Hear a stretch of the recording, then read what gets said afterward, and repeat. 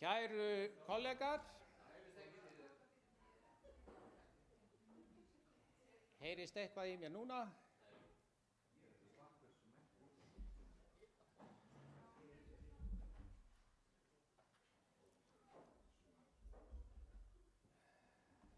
Á ég þá ekki að tala eitthvað svo að þið viti hvort það heyrist eitthvað í mér? Ef hjarta mitt dapurt og lífið lítils virði, það léttir mína byrði að hverfa burt úr bænum.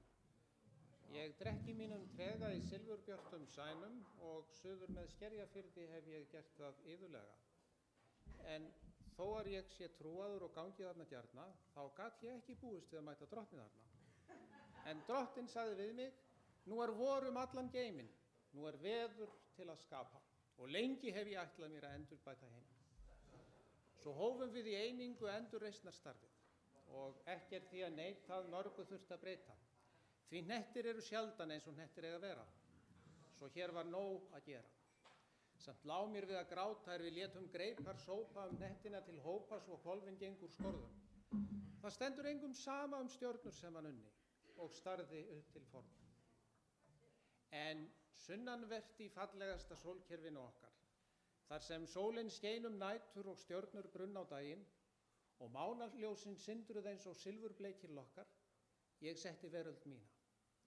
Á himinbláum fjallavötnum syntu hvítir svanir eins og svanir eru vanir. Á trjánum héngu bankavaxta bréf og ávísanir. Ég byrjaði strax að tína og enginn hefur vandað betur veröldina sína en ég veröldina mína. Eruð þið farin að heyra í mér? En hugir manna breytast og hjörtu manna þreytast á öllu sem þau eignast og áður þráðu heitast. Hvað stoðar loksinn fegursta stjarna í sólkerfinu? Þú stelst á fund við minningar þær sem eitt sinn skinu. Og þú munt verða leiður til lengdar á að skapa og lætur allar stjörnur úr greipum þínum hrapa. Því hamingja þín mælist við það sem þér tapað og þá lífið fagurt og eftirsóknarvert. Ef aldrei hafa fegurri himinstjörnur hrapað, en himinstjörnur þær þú sjálfur hefur gert. Heyrið í mér? Ok.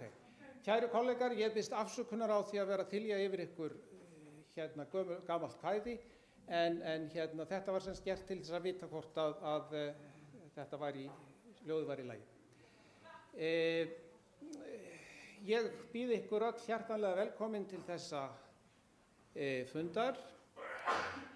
Fyrsta verkefni mitt að leggja til að Jón Ármann Gíslason verði fundarstjóri og honum til aðstoðar Þorgeir Arason. Mér fannst allt einu hér Þorvaldur en Þorgeir Arason. Ég biðst afsökunar. Eru fleiri tillögur? Ef svo ekki, þá bið ég ykkur að koma. Taka við.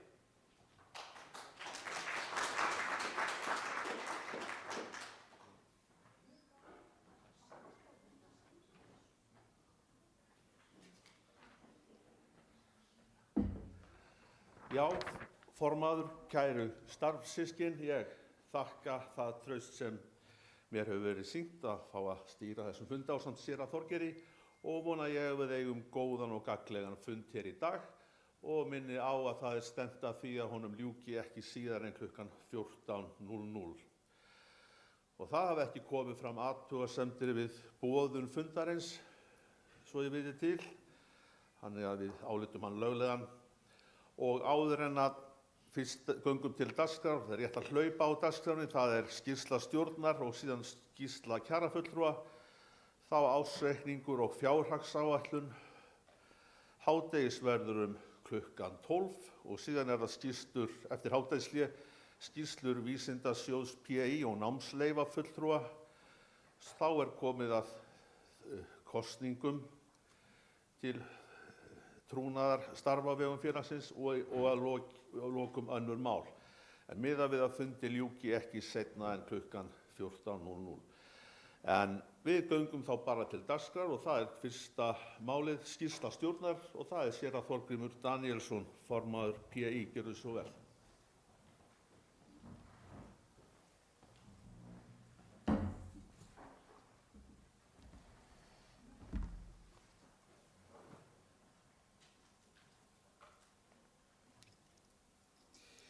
Kæru kollegar, stjórn félagsins skipuð á starfsárinu Þorgrímur sem hér stendur, Anna Eiríksdóttir, varaformaður Jón Ómar Gunnarsson, kjaramálafulltrúi, Jónína Ólafsdóttir ritari og Oddur Bjarni Þorkelsson gjaldkeri. Varamenn voru Alfreð Örn Finnsson og Sveinbjörg Katrín Pálsdóttir. Stjórn fundar að jafnaði einu sinni í mánuð og oftar ef þurfa þykir. Meginverkefni stjórnar ýmiss konar hagsmunagæsla fyrir félagsmenn. Hér verða sjálfsögðu ekki rædd mál einstakra félaga. Þess í stað verður leitast við að skýra frá meginverkefnum í störfum stjórnar. Aðalfundur PÍ var haldinn 28. apríl á síðasta ári. Þar lagði lagabreytinganefnd fram allnokkrar tillögur sem flestar voru samþykktar óbreyttar. Tillögu breytta stöðu emeritusa var hafnað, sú tillaga féll með minnsta mögulega mun.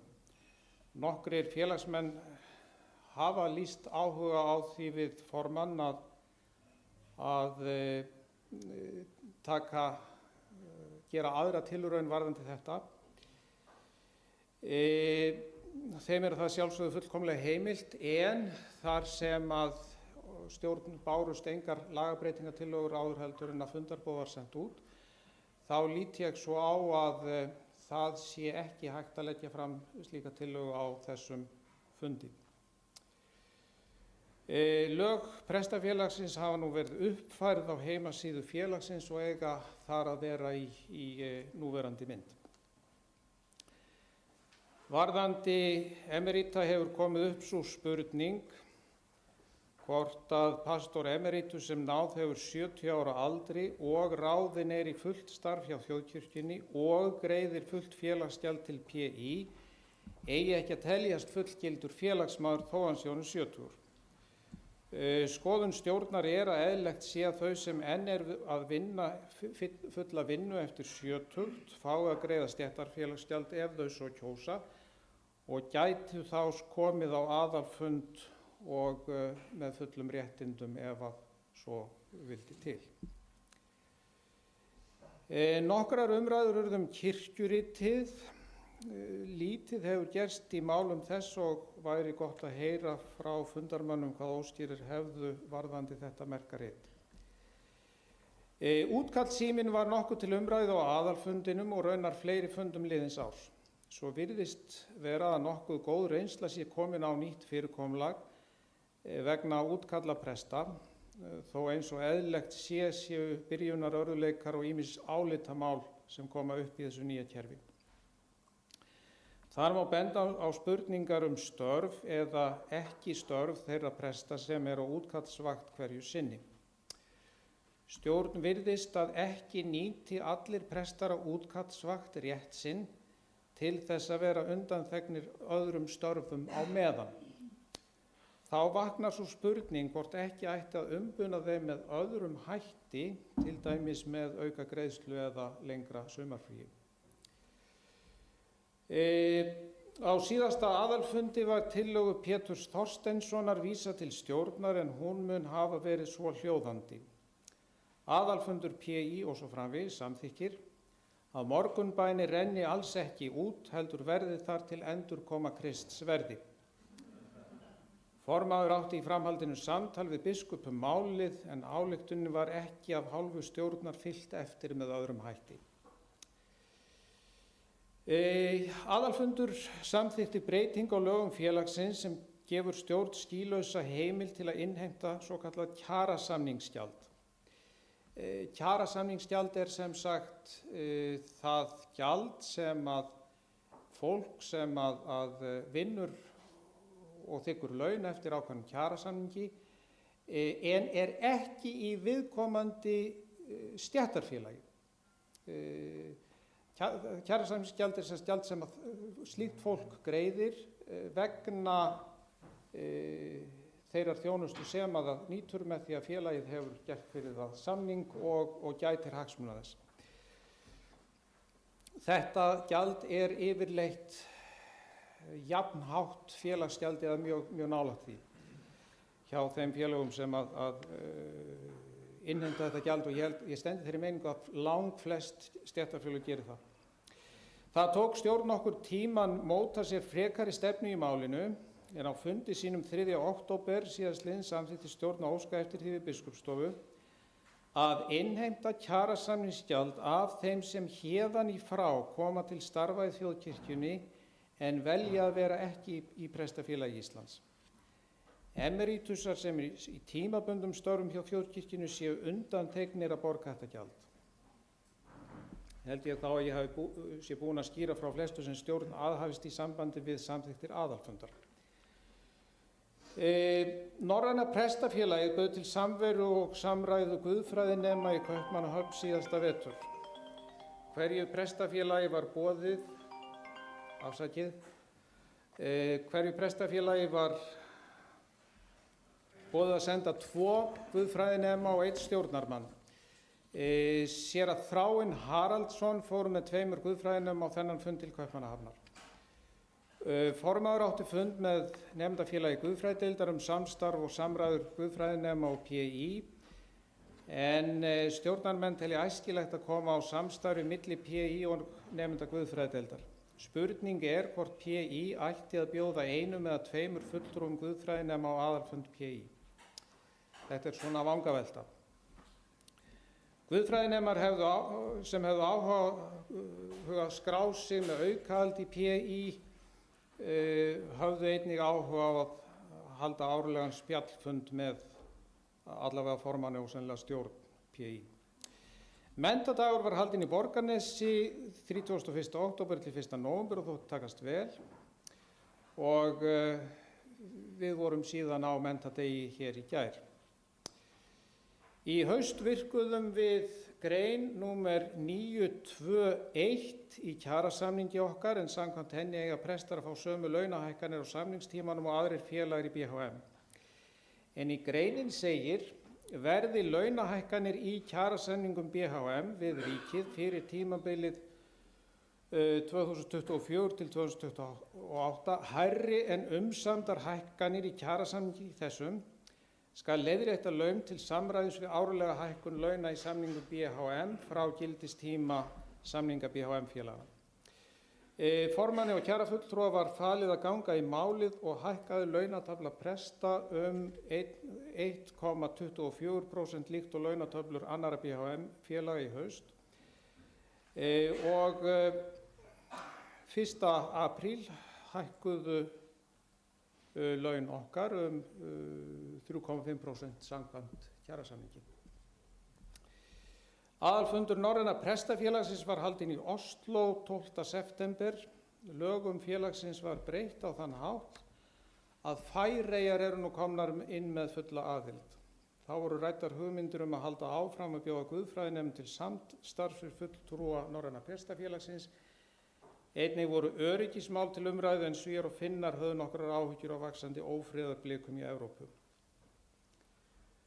Spurning kom fram hvort opna ætti fyrir það að prestar sem lokið hafa störfum sem prestar í þjóðkirkjunni geti haldið áfram að greiða gjöld til PÍ ef þeir fari í önnur störf.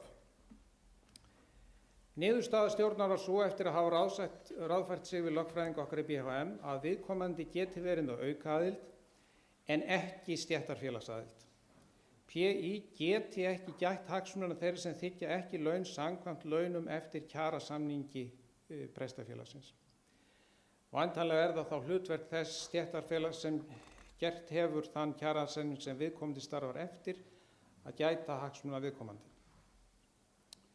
Ábendingar bárust frá félagsmönnum með efni á nýrri heimasíðu kirkjunnar sem varðaði skilgreiningar á hlutverki presta í kirkjunni. Stjórn gerði tillögur til úrbóta sem var vel tekið af Heimi Hannessyni samskiptastjóra. Einnig hvatti stjórn presta til þess að hafa bein samskipt við Heimi Hannesson aðrar ábendingar.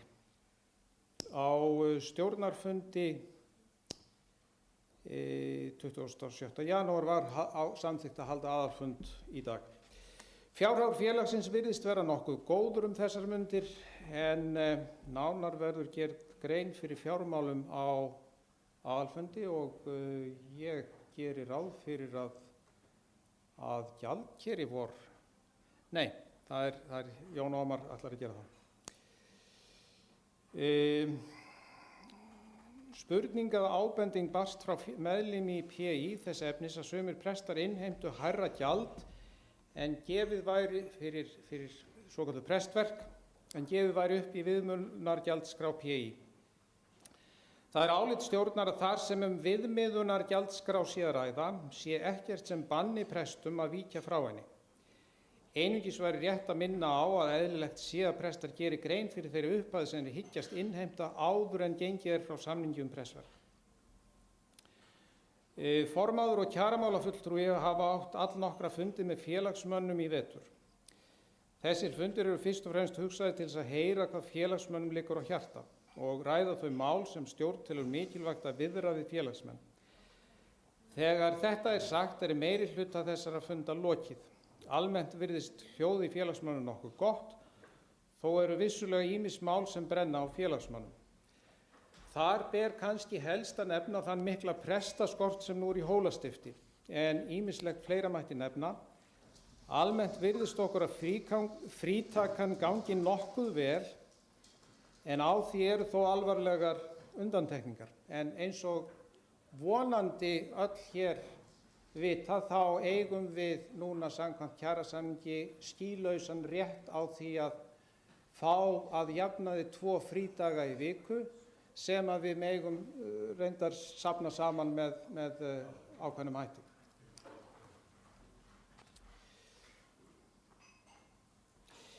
Eitt af þeim málum sem þeim tegundum mála sem komið hafa inn á borð stjórnar eru spurningar aðferðir við að segja upp eða áminna og eða gera starfslokasamninga. Formaður og kjaramálafulltrúi hafa rætt málið við lögmann BHM, biskup, mannauðsstjóra og eftir atvikum fleiri. Málin eru að sjálfsögðu ekki alltaf eins. Stjórn átti afar góðan fund með trúnaðarmönnum nokkru fyrir jól. Mikilvægt er að trúnaðarmenn félagsins séu vel undirbúnir fyrir sín störf og minnum við félagsmenn á að nýta sér trúnaðarmenn PÍ ef þörf krefur. Fyrir nokkru bárust stjórn í hendur drög að launastefnu þjóðkirkjunnar. Prestafélagið getur að sjálfsögðu gert athugasemdir við þetta plagg en telja verður að þjóðkirkjan hafi rétt til að setja sér stefnu í þessum máli sem öðrum. Laun hljóta þó ávallt að vera ákveðin í kjarasamningum en ekki einhlið af hálfu vinnuveitenda.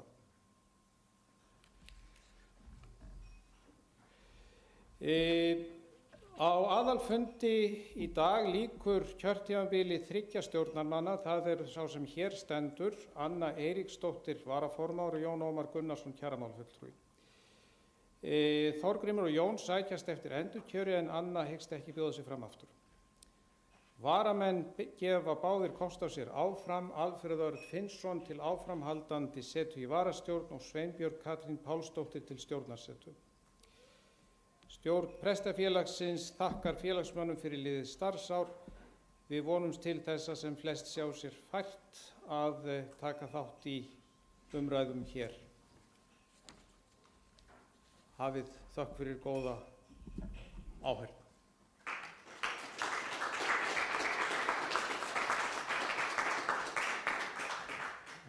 Ég þakka formanni fyrir hans framsögu. Þá er orðið laust stund til þess að tjá sig skýrslu formanns eða bera fram fyrirspurningu til hans eða stjórnarinnar. Er ekki einhver sem að vill tjá sig eða koma með athugasemd eða?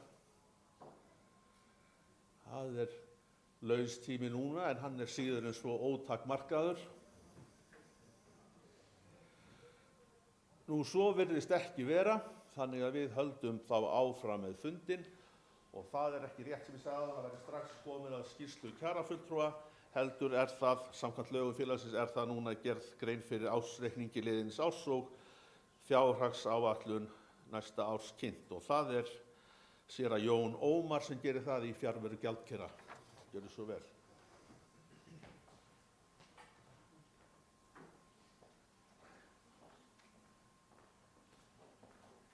Þið þurfum að fá skjávarpan. Þarf ég að, þeir náttúrulega eru með reikningarna, einhverju tölvupósti, en vil ég ekki sjá það hérna uppi? Já, þannig að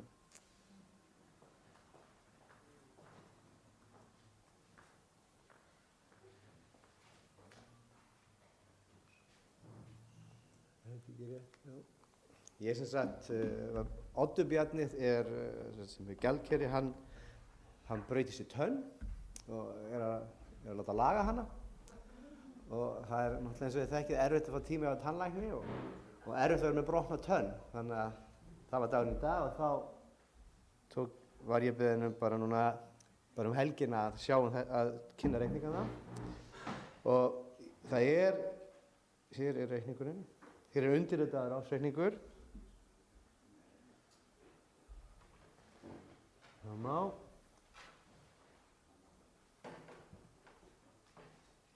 Hann hefur verið undirritaður af endurskoðanda og af félagskjörnum endurskoðendum sem það er Snævar Jón Andreasson og svo veit ég ekki hver skrifar hérna í miðjunni, hver var það? Er það Pétur? Sveinn Valgeirsson, já, Sveinn Valgeirsson. Og þetta er falleg rithönd. Hér svo sjáið þið svona samtölunar en hagnaður á árinu samkvæmt rekstrarreikningi nam 4.940.565 krónum. Eignir félagsins í árslok samkvæmt efnahagsreikningi eru 16.634.389 og bókfært eigið fé í árslok samkvæmt efnahagsreikningi nam 15.243.389. Og við leggjum til að hagnaður ársins verði yfirfærður til næsta árs. Og hér er undirritun gjaldkera og rekstrarstjóra. Þegar við skoðum hérna, sjáum rekstrarreikninginn fyrir árið, þá sjáum við að félagsgjöld hafa hækkað það byrjum 1 milljón sem er náttúrulega fyrst og fremst félagsgjöld presta og það er vegna launahækkana. En prósentutala félagsgjalda er hins sama. Og svo eru tekjur vegna guðfræðiráðstefnunnar hér, 1.176.000, það eru Menntadagurinn á Borgarnesi og þetta er framlag úr vísindasjóði. Þannig er að prestafélagið leggur út og fær endurgreitt í gegnum vísindasjóð, það sem lagt út. Sjóðan vaxtatekjur, þannig að samtals eru tekjur 19.190.499 krónur. Svo er hérna ferða, funda og stjórnunarkostnaður. Það eru 9.863.874. Annar rekstrarkostnaður 1.305.000. BHM aðaldagjald sjáum við þarna, tæpa 2 milljónir og svo er það gjöld vegna Borgarnes, Menntadagurinn á Borgarnesi, það voru 1.234.000. Og á móti komið þá tekjur frá vísindasjóði sem borguðu megnið af því. Og þá er hagnaður félagsins á árinu tæpar 5.4.940.565. Þannig ekki 500. Hér sjáum við efnahagsreikninginn. Sjáum hvað eignir eru í félaginu og við sjáum hér að það sem er kannski að athuga það er skammtímaskuldir. Það er uppgjör við BHM. Það er bara það sem á eftir að leggja inn af félagsgjöldum til BHM. En við erum að borga það byrja 2 milljónir á ári og þær eru þarna þá eftir að greiða 1.391.000 og það kemur inn sem skuld, sem skammtímaskuld. Annars eru engar langtímaskuldir en eitt slíkt og við stöndum nokkuð vel. Sjáum hér að hækkun, við vorum með handbært fyrir rekstri, hækkar um 3.237.163. Það var í upphafi árs var handbært fyrir félagsins 8.565.000 og er nú í lok árs 11.802.457. Þannig að við stöndum bara mjög vel. Hér eru sundurliðanir, kannski einn liður sem er náttúrulega stærsti liður, það er liður 2, ferða, funda og stjórnunarkostnaður og inn í honum eru laun stjórnarfólks og allur kostnaður vegna funda. Sjáum það að það er laun formanns og akstur sem er tæpar 5 milljónir en formaður er á föstum launum. Svo er laun stjórnarfólks og akstur, það er vegna funda. Stjórnarfólk hefur föst laun sem eru greitt einu sinni á ári, veitingar og fundum og fleira, það eru þá fundir með félagsmönnum, ekki fundir stjórnar, við fáum aldrei neitt að borða á þeim, kostnaður vegna fulltrúaráðsfundar 22.000 sem er bara óvenjulágt og erlend samskipti, það er hækkun þar og erlend samskipti hækkað 300.000 krónur vegna þess að guðfræðinemar og fulltrúi preststjórnar fóru til Kaupmannahafnar á þessa ráðstefnu á vegum Norræna prestafélagsins. Gjafir og blóm eru 0 krónur. Það er lækkun 100.000 krónur á milli ára. Og svo er að kostnaður aðalfundar var 9.000 krónur í fyrra en ekkert 2024 og svo er það tækniþjónusta sem er streymið frá kostnaður og hádegisverður. Annar rekstrakostnaður er 1.305.189. Það er skjalavarsla og geymsla en það er, við erum með skjalageymslu hjá kirkjuhúsinu, greiðum fyrir það og svo er það bókhald og ýmis aðstoð, það er vegna þess að við þurfum að borga til að færa bókhald, þess að borga reikninga og styrki til félagsmanna á árinu voru 0 krónur eins og blómin. Þetta er þá, Þetta er þá reikningurinn sem við erum að kynnum. Á ég ekki bara að taka við spurningum þá? Jú, það er komandi. Eru einhverjar fyrirspurnir reikningin? Kannski eina athugasemd Já, gjafir og blóm. Ekki beint gagnvart reikningum sjálfum, en það hafa verið mjög fínar veitingar þegar við höfum verið heima á Jóninu Já, á fundum. það er rétt. Já, það er rétt. Ég dreif tilbaka orðning. Já, það er þá ekkert. Já. Það er ekkert. Það er ekki frekari spurningar eða athugasemdir en það er tími núna örstutt ef að það er til staðar. Svo verðist ekki vera þannig að ég ber reikningana upp til samþykktar og bið þau sem eru til samþykkt að gefa merki með því að rétta upp hönd. Takk fyrir það. Einhver sem á móti kann að vera? Það er enginn, þannig að reikningurinn er samþykktur með öllum þorra atkvæða. En þá bið ég að gera grein fyrir fjárhagsáætlun. Fjárhagsáætlun. Hér er sett fjárhagsáætlun næsta árs og til samanburðar er ársreikningurinn 2025 og líka í miðjunni hver fjárhagsáætlunum var 2025. Við gerum ráð fyrir, það er gert ráð fyrir aðeins lægri félagsgjöldum presta, 17.500.000. Það er svo sem engin sérstök ástæði fyrir því, ég held að menn vilji bara hafa varan á þar. Vaxtatekjur 250.000. Þannig að heildartekjur séu 17.750.000. Þannig er ekki gert ráð fyrir viðbótar mentadegi eins og við vorum með á Borgarnesi, en það gæti svo sem alveg orðið. Og þess vegna eru tekjurnar lægri því að við fengum inn 1,2 milljónir frá Vísindasjóði vegna mentadagana. Laun formanns og akstur hækkar þarna hóflega og það er bara með að það er launahækkanir sem verða núna á árinu, 3,5%, en launin formanns miðast við launaflokk nr. 4. Svo laun stjórnarfólks og akstur hækkar líka. Sömu ástæðum, veitingar og fundum. Ég veit ekki hvort ég telja upp hvern einasta lið, eitthvað svona. Þið sjáu svona niðurstaðan er þannig að við reiknum með að gjöldin séu 15,8 milljónir og hagnaður ársins verði tæpar 2 milljónir.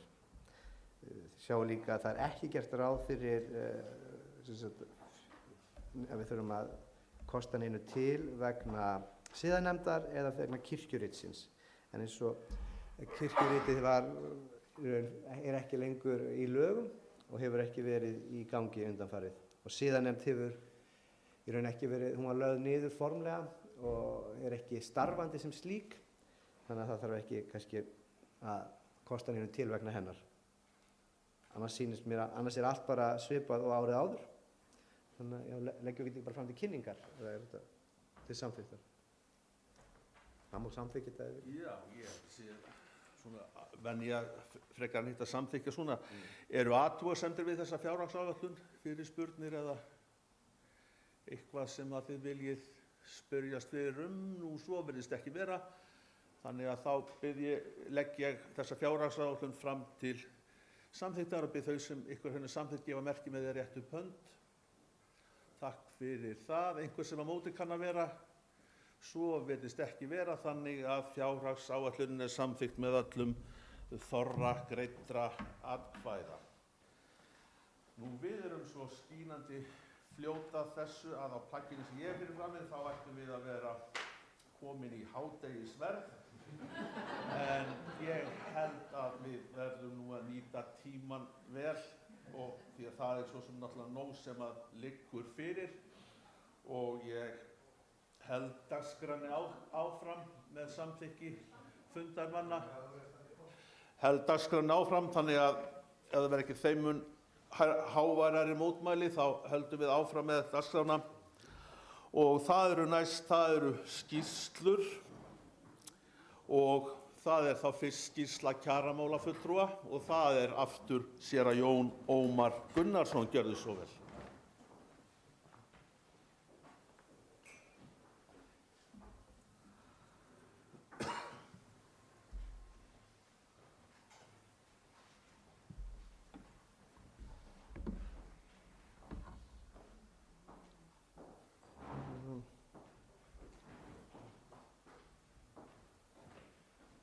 Já, hér skýrsla kjaramálafulltrúa fyrir liðið starfsár.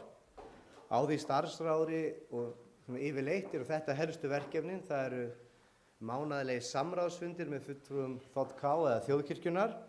Þar höfum við verið að funda með mannauðsstjóra, biskupsritara og öðrum eftir því sem hefur þurft, farið yfir málefni sem varða okkur og okkar félagsmenn. Þeir fundir hafa verið mjög gagnlegir og skipta miklu máli upp á það að þessi góð tengsl milli stjórnar PÍ og milli þeirra sem hafa með mannauðsmál að segja hjá þjóðkirkjunni. Svo höfum við átt að reglulega fundi með kjaranefnd til að ræða útfærslu á kjarasamningi og gerð svokallaðra starfskjarastefnu þjóðkirkjunnar sem í vinnslu á vegum kjaranefndar og þar höfum við fengið að hafa svona áhrif eins og við getum. Og við höfum verið að ræða aðalega útfærslur á vinnutímaskráningu og svo hefur komið til tals ýmislegt sem varðar stöður þar sem ekki hefur tekist að manna á landsbyggðinni. Svo höfum við átt fundi með félagsfólki, reynum að halda því áfram, stundum stríðið veðrið okkur og við komumst ekki. Og við náðum nú, ég komst ekki til Akureyrar en við fórum til Egilsstaða á fund og vorum líka með fund ætluðum að fara til Ísafjarðar og hitta Vestfirðinga en þá var fluginu aflýst og þá var tekinn Teams-fundur. Síðan höfum við farið akandi á þá staði sem hægt Suðurland, eins og þú fórst nú yfir áðan Þorgrímur og svo fórum við á Akranes til vina okkar á Vesturlandi, í Vesturlandsprófastsdæmi. Þessi fundur mjög mikilvægir því þá fáum við svolítið innsýn inn í bara starfið, inn í það sem eru hugðarefni presta á staðnum í þeim hóp þar sem þau eru með sínum nánustu samstarfsmönnum og það mjög gott að ná þessu og þessi fundur mjög mikilvægir bara upp á tengslin. Síðan fyrir mikill tími kjarafulltrúi að svara fyrirspurnum kjör, launakjör, starfskjör og fleira. Einnig eru mikil samskipt við BHM kjaraþróun vegna ákvæða kjarasamningsins að aðrar hækkanir á almennum markaði hafa áhrif á kjarasamningin okkar. Hér svona yfirlit helstu atriði kjarasamningsins sem var samþykkt 2024. Við undirritun var hækkun 3,25%, svo í maí 2025 var hækkun 3,5%, nú síðastliðið haust, september 2025 hækkuðu laun 1,24% vegna launaskriðs á almennum vinnumarkaði, þá hefur það svona keðjuverkandi áhrif inn í alla opinbera samninga og svo vorum við búin að hengja okkur á BHM samningana eða þessi ákvæði í opinberu samningunum hjá BHM og það gerist bara sjálfkrafa eða átti á að gera sjálfkrafa og það voru engin mótmæli frá okkar vinnuveitenda það og það mjög mikilvægt að hafa þetta ákvæði inni út af því að framlag ríkisins til þjóðkirkjunnar hækkar líka þessa tölu vegna þess að þetta hefur áhrif á regluleg laun opinberra starfsmanna. Þannig að kirkjan fær líka frá ríkinu meira og þá teljum við að við eigum að fá aukna hlutdeild í því líka. Svo núna, þið finnið fyrir því sem eru á fyrirframgreiddum launum að það var hækkuð laun 1. apríl og við hinn sem erum á eftirágreiddum launum finnum fyrir því núna mánaðamótin að þau hækka 3,5%. Svo hækka laun aftur 3,5% 2027.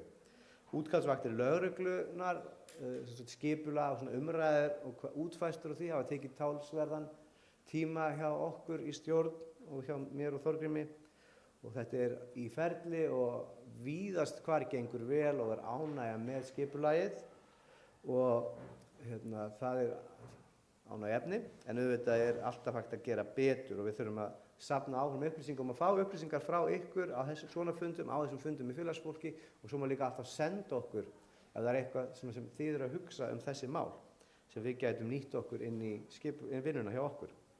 Og svo er líka bara gott að minna á það að kjarasamningurinn 2024 kveður á að ekki sé formleg bakvakt. Það er skýrt, það stendur, prestar eru ekki á reglulegum bakvaktum en setja með þessa lögregluvakt. Svo er þarna ákvæði það að þeir sem eru utan þessara vaktsvæða sem ekki er skipt á milli vikna að þeir fái greitt fyrir að fara í tilfallandi útköll. Síðan er vinnudagarskráningin sem er svona í vinnslu, hún er komin inn í kirkjugáttina. Það er nú gaman að sjá hvort einhver hefur sett inn kirkjugáttina, vinnudagana sína. Þorir einhver að rétta upp hönd? Já, ok, já. 2, já, 3, ég líka. 4, 5, já. Það voru vandræðin, fullt af fólki. Það voru vandræðin með sumarleyfin því að hún lokaði einhvern veginn bara í byrjun júlí og var ekki hægt að skrá neitt meira inn en það er búið að laga það. Það er ýmislegt sem er búið að laga og þau eru mjög móttækileg fyrir, ég hef bara sendt á Hermann ef það er eitthvað sem mætti breyta eða bæta og því hefur bara verið kippt í liðinn strax. Þannig að þetta er líka í ferli, þannig að ef þið sjáuð einhverjar aðrar lausnir sem getur nýst við að gera vinnudagarskráninguna auðveldari inn í þessu formati að þá með þið endilega senda á Hermann. Má spyrja? Já. Hver sér þessa skráningu og hvert er utanum? Það er í raun prófastur og samstarfsmenn í prestakallinu eins og er. En þetta er náttúrulega miðlæg skráning markmiðið er bara að ná utanum eins og veikindadaga, hvar kreppir skóinn, hvar vantar bara fólk vegna þess að það er aldrei hægt að taka þessi reglulegu frí. Og það sem að svo er það síminn, þetta var nú stór mál á sínum tíma, síminn. Við fáum síma á 3 ára fresti en ekki á 4 ára fresti eins og var í fyrri samningi. Það er að fyrirspurning komi í... Hún er að byrja að spurningir, Sindri endurtækir spurningu sína. Já, og ég ekki bara endurtaka hana.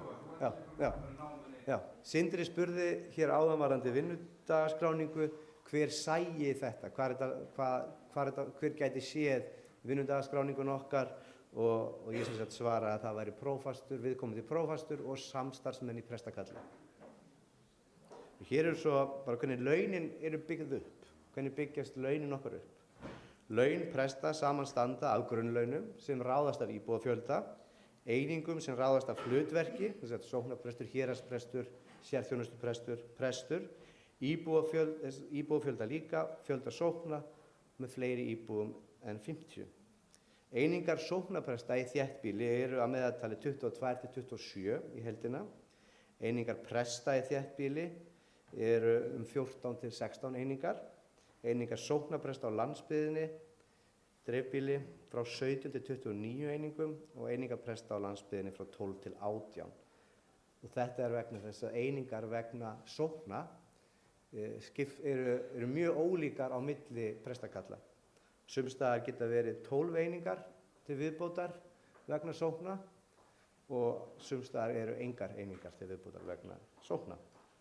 Og það hefur verulega áhrif náttúrulega á launin. Hér er svo meðaltal launa presta.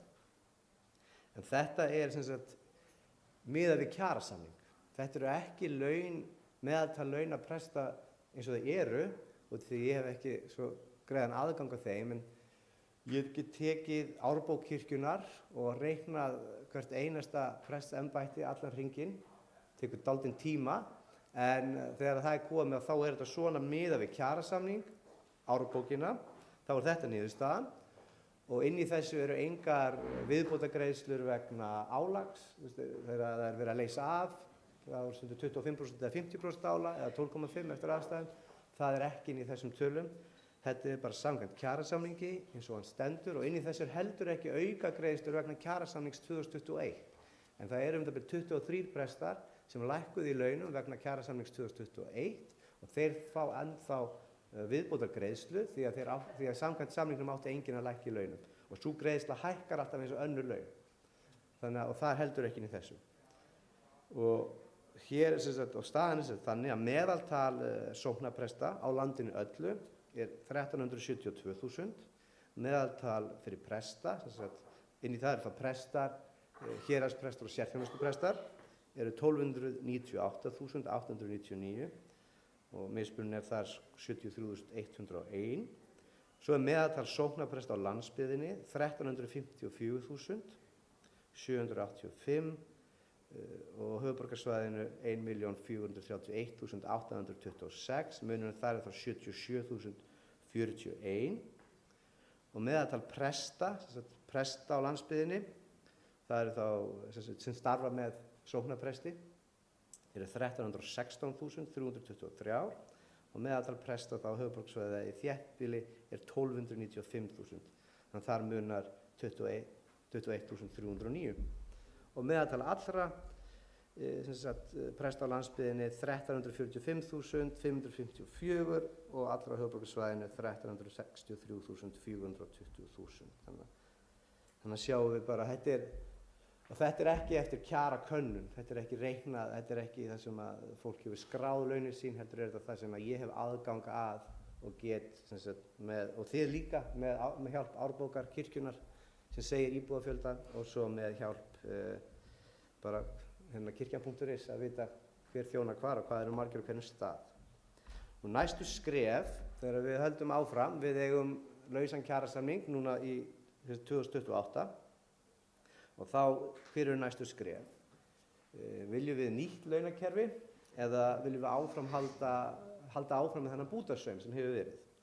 En kjarasamningurinn 2021 þá var meginmarkmið þeirra sem stýrðu þeim samningum að yfirfæra kjararáðskerfið sem hafði verið við lýði í áratugi inn í nýjan kjarasamning. Þá með sambærilegri launatöflu, sambærilegum launaflokkum. Og það tókst að einhverju leyti en launatöflu var þó breytt og laun hækkuðu hjá lægri launuðum prestum alltaf 10%. Minnir að meðaltalshækkunin hafi verið 6% og það hefði verið launahækkun frá 0 upp í 10% og þessi lægstlaunuðustu prestaköllin hækkuðu 10% og meðan hæstlaunuðustu prestaköllin stóðu í stað, í raun hækkuðu 0%. Og í einhverjum þeirra var líka lækkun og þá var komið með þetta sólarlags ákvæði sem hefur verið svona, við höfum alltaf samið að haldi áfram í hverjum nýjum kjarasamningi. Og það tryggir þeim sem lækkuðu í launum 2021 áframhaldandi sambærileg laun á meðan þeir eru ennþá í sama starfi. Og þeir skiptum starfa þá falla þessar greiðslur niður. Og kjarasamningi 23, hann var í raun ekki samningur, þetta framlenging, þetta var svona, það gerðu allir bara svona stubba 1 ár og framlengdu og þá var í raun ekkert annað gert en að hækka launum ákveðna prósentu og svo greitt svona fast svona svo kallaðar hagvaxtarauki sem var held ég í kringum 7.000 krónur á hvern launaflokk. Nú kjarasamningi 2024 heldum við áfram með þessari braut að viðhalda gamla launakerfinu en gera á því ákveðna breytingar sem felast þá í því að auka jafnræði í launum, að þessi minnka launamun og þá var farin svo leið að fella niður launaflokk 2 eða breyta forsendunum fyrir launaflokki 2 þannig að nú er launaflokki 2 miðað við 500 íbúa en hann var áður miðað við 1000 íbúa og það er þá frá 500 og upp í 3000 íbúar er í launaflokki 3 og fengu þá líka bæði hækkun á grunnlaunum, sem var eitthvað stærri kringum 40.000, og einingahækkun, að það fjölgaði einingum 5 einingar, sem má þá verðmeta eitthvað stærri í kringum 60.000. Þannig að hækkunum var svona eða í kringum 100.000 krónur á mánuði í þeim tilvikum. Og svo náðum við inn í þessum sama samningi vinnutíma ákvæði á 2 frídögum og svo lögregluútköll. Það er að presturinn ekki lengur skilgreindur sem alltaf á vakt nema hann vilji það. Nú, svo kemur næsti liður. Hvað viljum við gera næst? Nú er kjarasamningur 2028. Við erum svo sem bara rétt byrjuð að hugsa hann og höfum átt í svona mjög óformlegum samtölum við kjaranemndina næstu skref og við biskupsstofu. Og það er spurningin, hvað viljum við ná fram? Hærri launum, jafnari launum, betri kjör, hver eru markmiðin? Og við þurfum að horfa á hvaða leiðir eru í boði.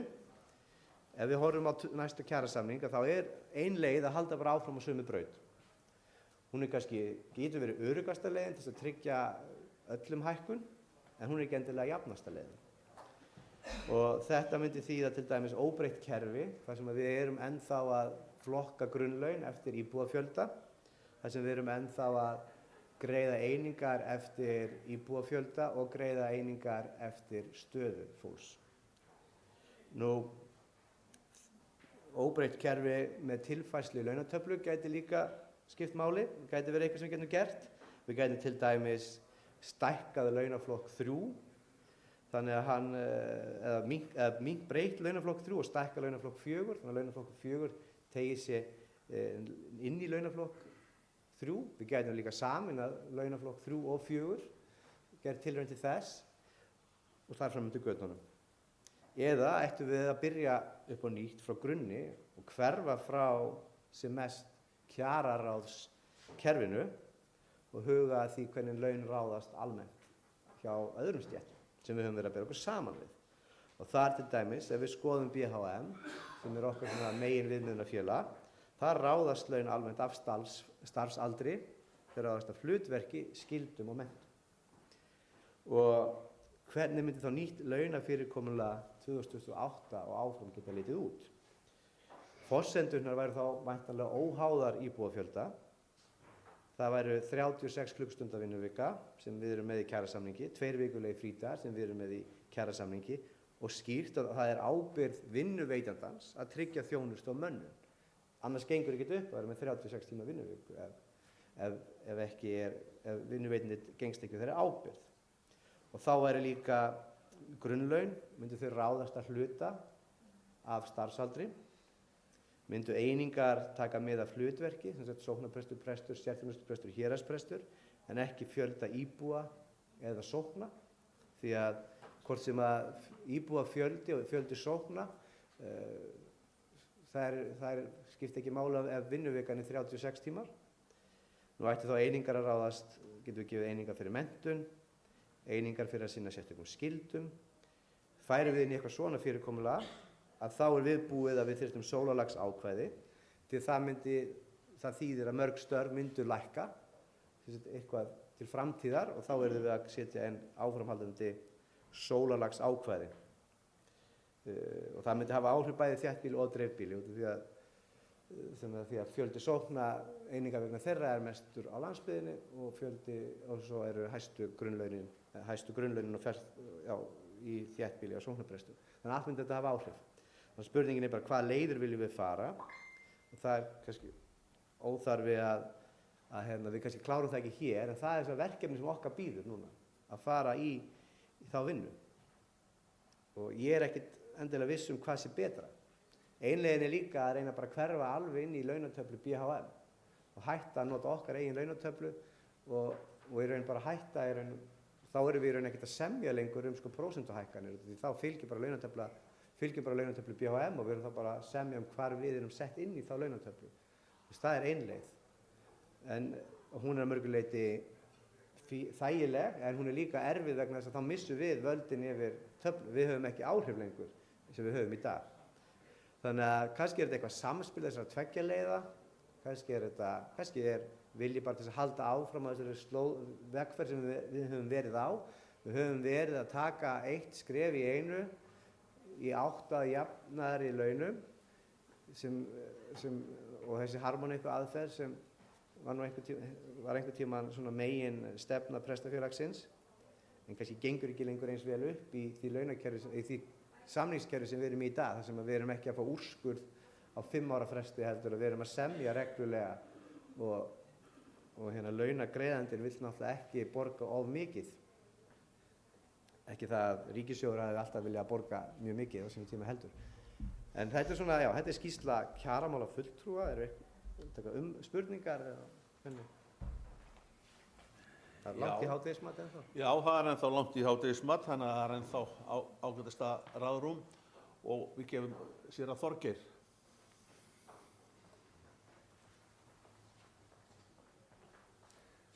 Já, fundarstjóri og kæru kollegar, við byrjuðu að þakka formann og kjaramálafulltrúa stjórninni allri fyrir frábæra vinnu. Það er alveg orðsvælega gott að sjá hvað stjórnin hefur staðið vaktina vel við að gæta okkar hagsmuna á ýmsum sviðum, og þetta var líka mjög greinargóð skýrsla sem ég vil þakka kjaramálafulltrúa sérstaklega vel fyrir, bæði að rifja upp viss atriði og skerpa á gagnvart okkur í kjarasamningnum og svona horfa og hugsa hvað hefur verið að gerast á síðasta starfsári og horfa til framtíðar. Bara til að svara kannski spurningunni sem að þú varpaði fram, Jón Ómar, hvað viljum við gera næst?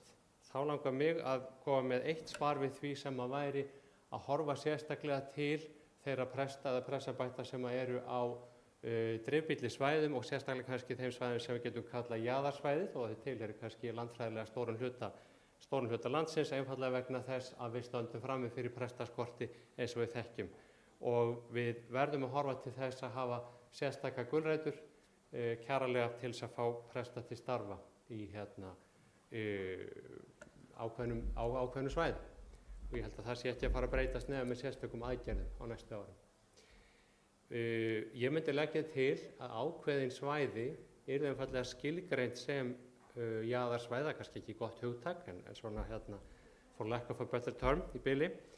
Og ég svo sem ekki menn að sérstaka töfralausn á því hvað það gæti falið í sér, en nokkrar hugmyndir gætu verið, sérstaklega ef verið að horfa til að víkka útlaunakerfið, að það væru greiddar sérstakar einingar eða sérstakur launaauki einfaldlega fyrir að þjóna á jaðarsvæði. Annað sem maður mætti hugsa sér, það væri fyrsti möguleikinn. Annar möguleikinn væri að á þeim presta sem þjóna á þeim svæðum fengju viðbóta frídaga, viðbóta sumarfrísviku eða eitthvað slíkt, eins og ég vona með skemmtilegt ekki að það sé raunin í Norður-Noregi til dæmis. Að þeim prestum sem að þjóna á jaðarsvæðum yrði tryggðar fullar akstursgreiðslur og þar á meðal akstur fyrir athafnir, embættisverk okkar. Prestur sem að þjónar á dreifbýlu og fámennu svæði þurfi ekki að rukka sóknarbörnin sín fyrir að keyra 100 km í skírn eða útför, sem algjörlega óþolandi. Auðvitað fyrir allir alveg sérstaklega þá sem eru á þessum svæðum. Og í fjórða lagi, og kannski það allra mikilvægasta, og ég held að það væri gott að prestafélagsstjórnin myndi beita sig fyrir þessu líka, að það yrði lögð áhersla á húsnæðismáli fyrir presta sem að þjóna á þessum svæðum. Annaðhvort að prestssetrónum yrði fjölgað aftur og gert átak í því og settir fjármunir af hálfu kirkjuþings í að gera við þau og hafa þau í almennilegu standi, eða hafa aðrar lausnir. Þá vorum við að tala bara styrki til leiguð að kaupa á húsnæði fyrir presta sem ráðast til starfa í vissum prestaköllum, eða einhvers konar blöndu leið. Og í þessu sambandi þá langar mig að minna á skýrslu Halldórs Halldórssonar sem var endurskoðun og viðurlíf þjónustu þjóðkirkjunnar, sem var lögð fyrir kirkjuþing núna fyrir bara örfáum vikum, þar sem bæði þessi atriði koma mjög skýrt fram. Þessi skýrsla mynd og mjög góð fyrir okkur á landsbyggðinni og sérstaklega fyrir kannski fámennustu eða dreifbýlustu svæðin. Þar kemur skýrt fram í fyrsta lagi að íbúafjöldi getur ekki verið, og þakka þér fyrir nefna það sérstaklega, að íbúafjöldi geti ekki verið besta viðmiðið störf eða kjör presta, því að það bara einfaldlega svo margt annað sem að spilar inn í álagsþættina. Og síðan eru húsnæðismál dregin þar sérstaklega fram og einfaldlega staðhæft að það sé eina svona ástæðunum fyrir því hvað hafi gangið illa að ráða presta til starfa og þurfa að gera úrbætur á því. Þannig að þetta það sem ég langaði að nefna en ítreka þakkir mínar til stjórnar fyrir velunum starf.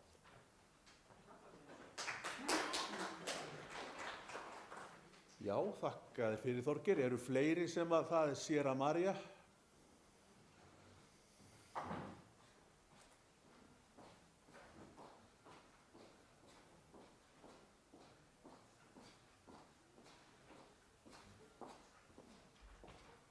Komið sæl, ég vil taka undir þakkir til kjaramála fulltrúa og stjórnar og í raun og veru ég kom bara til þess að taka undir allt sem að kollegi minn að austan sagði.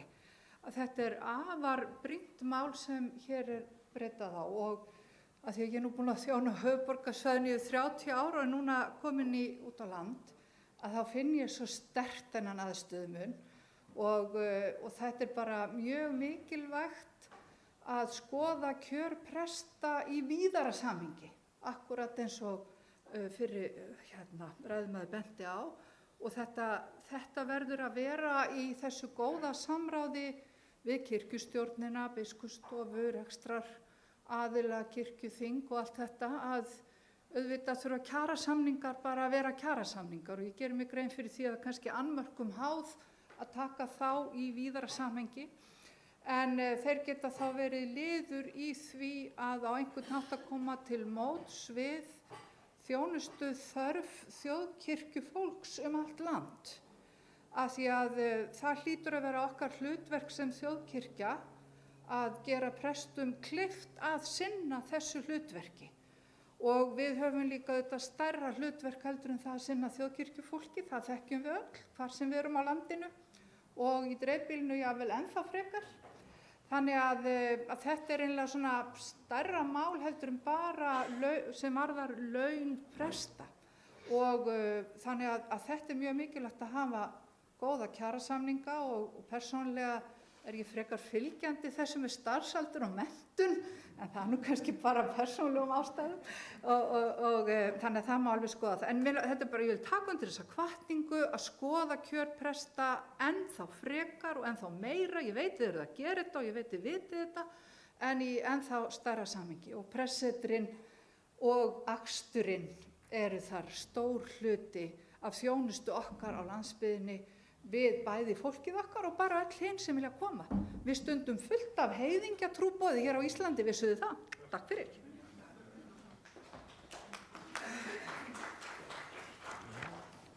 Þakkum Séra Maríu fyrir. Eru fleiri sem vilja taka til máls undir þessum lið sem er skýrsla kjarafulltrúa? Svo, já, Séra Sindri Geir.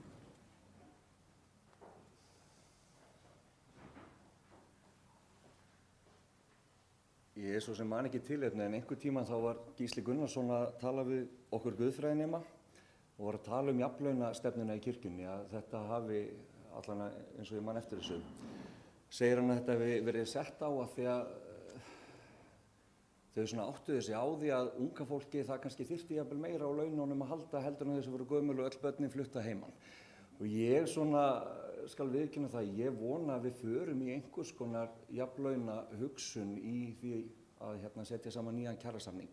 Ég vil að guðfræðinemar sem er að koma upp í þjónustuna séu helst bara á sömu launum og þeir sem eru búin að vera í 45 ára með doktorsgráðurnar. Mér finnst það bara fallegt. Auðvitað er mjög skiljanlegt að við horfum til eins og Þorgeir segir að svæðin eru ólík og að þarf gulrætur. En ég vona að við höldum í einhvers konar jafnlauna hugsun þegar við setjum saman nýjan samning. Já, þakka Séra Sindra fyrir. Nú áður en lengra er haldið þá hefur Séra Jón Ómar beðið orðið til að svara aðeins því sem hér hefur komið fram. Já, bara þakka fyrir þessar ábendingar, það eru mjög góðar og kannski til þess að snerta á nokkrum hlutum og þá er búsetustyrkur eitthvað sem hefur komið fram í samtölum við biskupsstofu og hefur verið gefin að minnsta kosti fyrsta árið í nokkrum stöðum sem hafa verið auglýstar núna, það sem ekki hefur verið pressetur, en auðvitað er það bara 1 ár og það er ekki nógu langt. Svo hefur komið upp í umræðum hjá okkur hvort að við ættum að horfa til þess sem hefur verið gert til dæmis sjúkrahúsunum, þar sem var svo erfitt að fá fólk í 100% starf, þá var gefnar sérstaklega launauppbót fyrir svo kallega helgun. Ættum við að skoða það að helgun í starfi, sá sem hefur þjónað sama, ef við tækjum fyrir þessar, við tölum brothættu byggðir, þar sem hefur þjónað í sömu brothættu byggðinni í 5 ár fái viðbótar einingar vegna helgunar í starfi á meðan að starfa þar, eitthvað slíkt. Sumt af þessu á heim í kjarasamningi, annað á heima bara svona sértækjum aðgerðapakka sem kirkjustjórnin þyrfti að útbúa. Þannig að það væri ekki að koma til skerðingar á öðrum launum, sko, að við værum að lækka laun annarra til þess að standa í aðgerðum sem kannski væru tímabundnar. En varðandi prestssetrina, þá er þetta náttúrulega mjög merkilegt að við horfum upp á það að ár eftir ári talað það að ástæðan fyrir því að ekki fáist fólk á ákveðna stað á landinu er vegna húsnæðis og kirkjan vill mæta því, en samt á hverju einasta kirkjuþingi er samþykkt heimild til að selja prestssetur, enn eitt prestssetur, þannig að það fari ekki alveg saman hljóð og mynd þar, sko.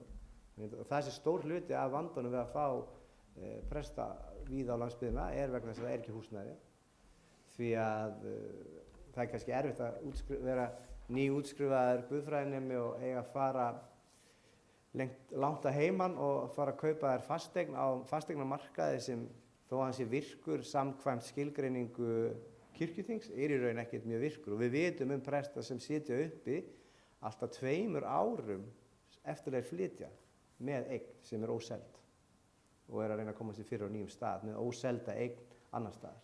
Þannig að það er ekkert auðvelt að losa fasteignir allstaðar og eiginlega hvergi akkurat núna.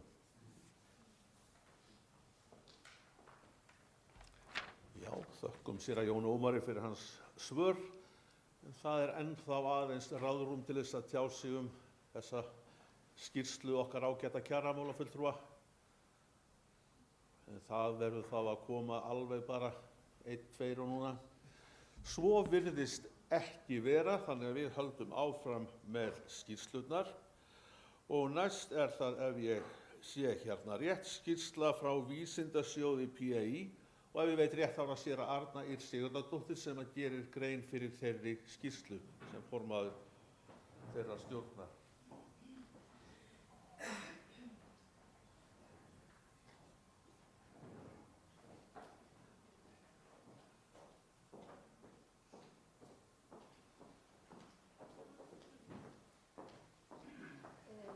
Eiríkur, vilt þú koma líka?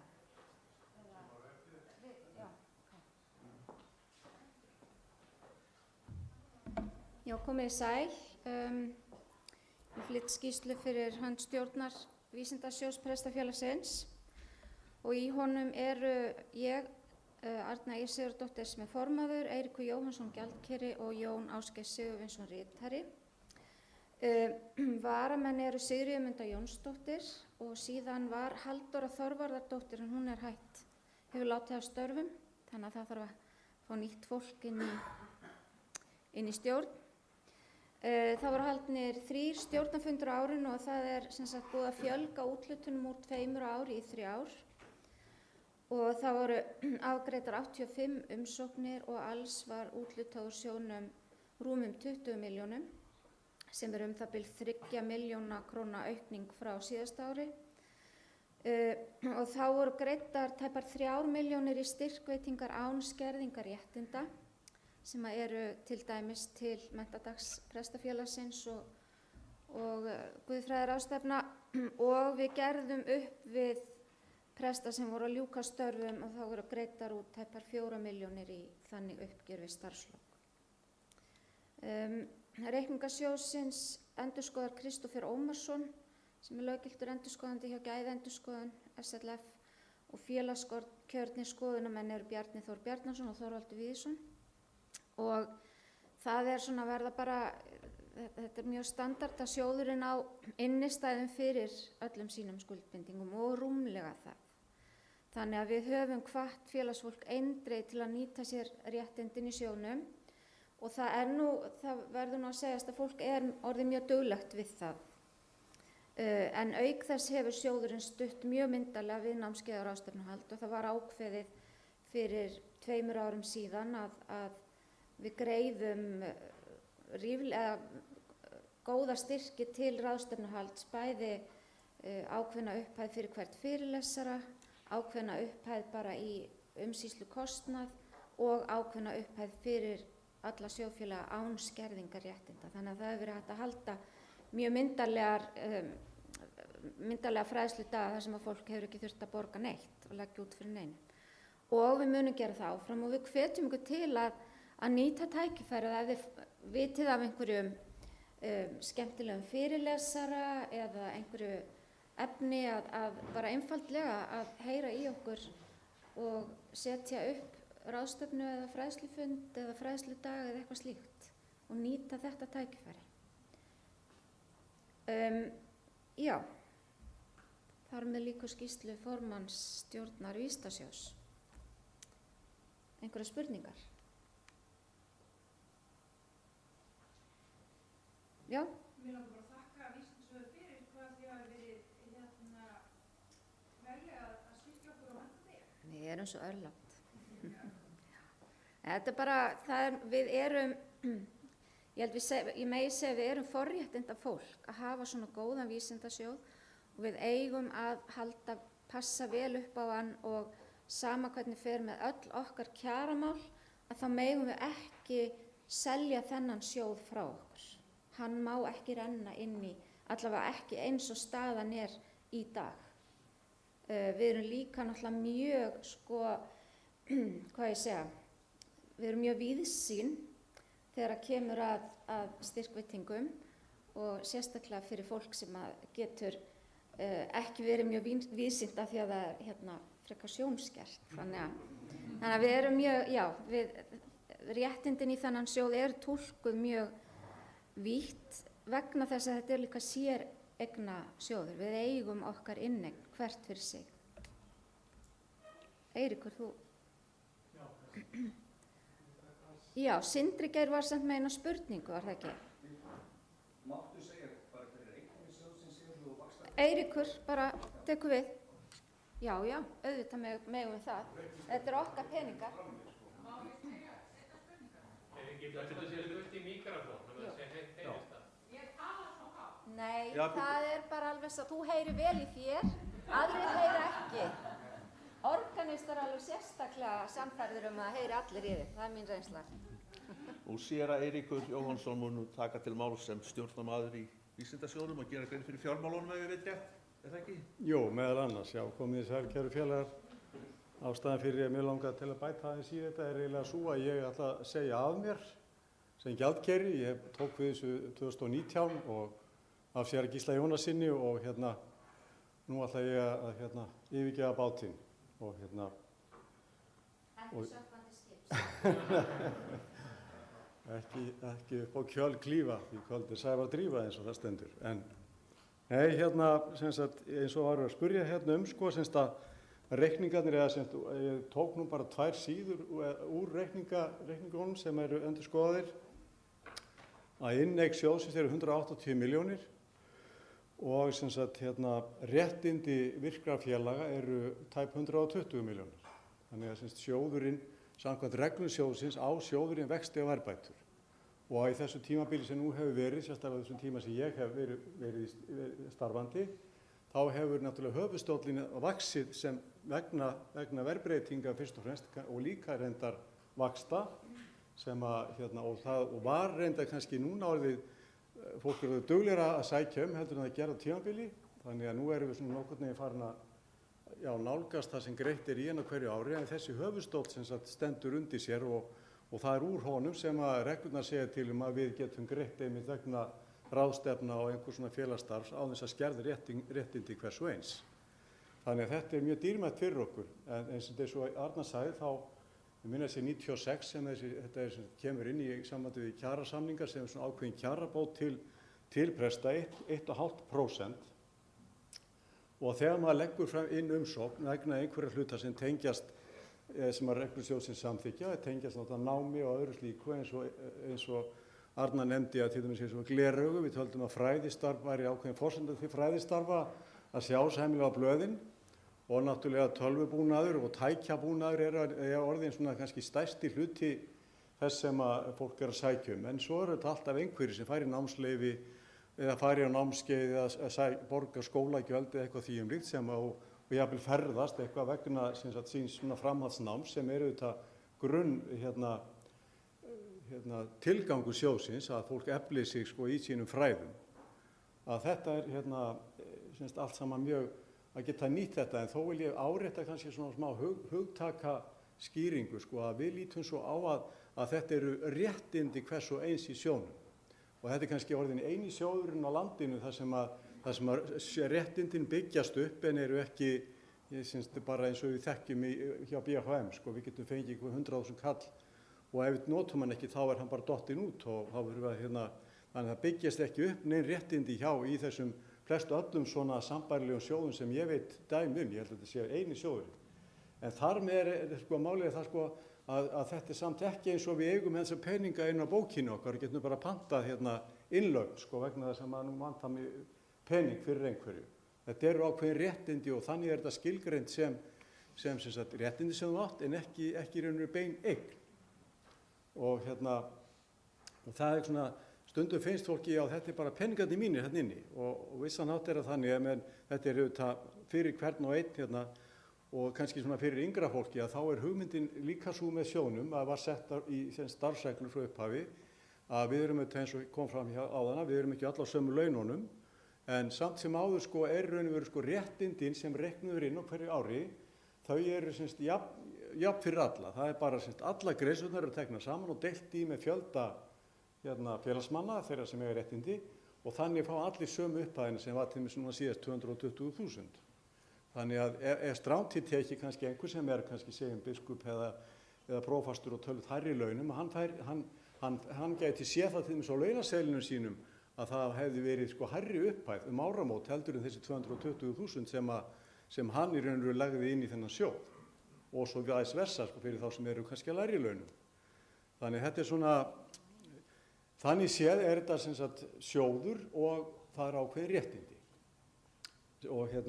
Og þá er líka einmitt mikilvægt að minna á það og fyrir okkur all að það er eins og Arna nefndi hérna áðan að við borguðum 4 milljónir til félagsmanna sem voru að ljúka sínu starfsferli og hefðu áttu jafnvel kannski töluvert háar fjárhæðir og tóku þetta út bara sem þá er þetta greitt í raun og veru út en þá er þetta líka eins og hverjunu launatekjur sem þú borgar síðan þinn skatta.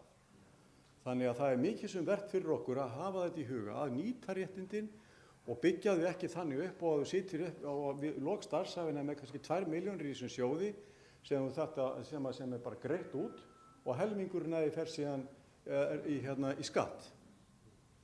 Og það eru dálítið margir og við höfum reynda bókun og ályktun sem að við ætlum að koma í framkvæmd að minna þá á sem eru komnir upp fyrir ákveðið mark að þeir eigi þetta mikið í. Það er alveg greinilegt að sumir félagsmanna bara gleyma því í raun og veru að þeir eigi þessi réttindi og eru ekkert mikið að nota þau og þau byggjast þarna upp og svo eins og ég segi þá þetta er náttúrulega eins og þetta er dæmigert skulum segja lúxusvandamál en þetta er svona gott að hafa þetta í huga en í raun og veru þá er þetta bara búið að vera skemmtilegu tími þetta er svolítið handavinna þetta stús og ég hef verið heppinn með gott samstarfsfólk í okkar stjórnum og þetta er svona gaman að einmitt að fá að vera í þeirri stöðu að styðja við fólk með þessu og þetta séu þetta ekki okkar peningar, þetta er bara við vinnum eftir ákveðnum reglum og það er þess vegna líka mikilvægt að þetta sé, við höfum ákveðnar starfsreglur, þetta er ekki bara geðþótta ákvörðun okkar að segja nei við einhvern,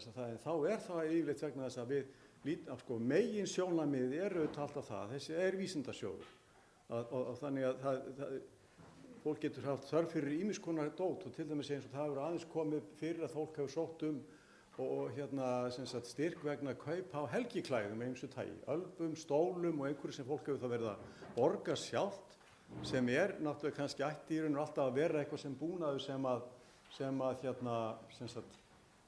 vinnuveitandinn eða kirkjurnar ætti að eiga en ekki endilega prestur sjálf og ef fólk kýsa að eiga þetta sjálft þá er það í raun og veru þeirra val. Og þess vegna höfum við til dæmis ekki samþykkt þetta og þetta sé ekki að ræða stórar upphæðir, þá bara höfum við litið svo að þetta sé ekki svona á okkar könnu. En ég ætla nú ekki að lengja fundin, ég bara þakka fyrir mig og bara gangi ykkur vel með Vísindasjóðinn.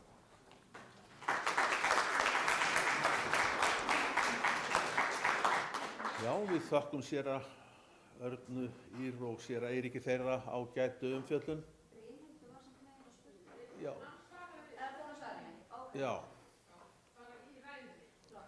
Já, en það er ennþá tækifæri ef þið viljið spurja fulltrú okkar í stjórn séra Sighvatur, gjörðu svo vel. Nei, viltu ekki koma, það streymi, þá er æskilegast að þið komið upp í pontuna.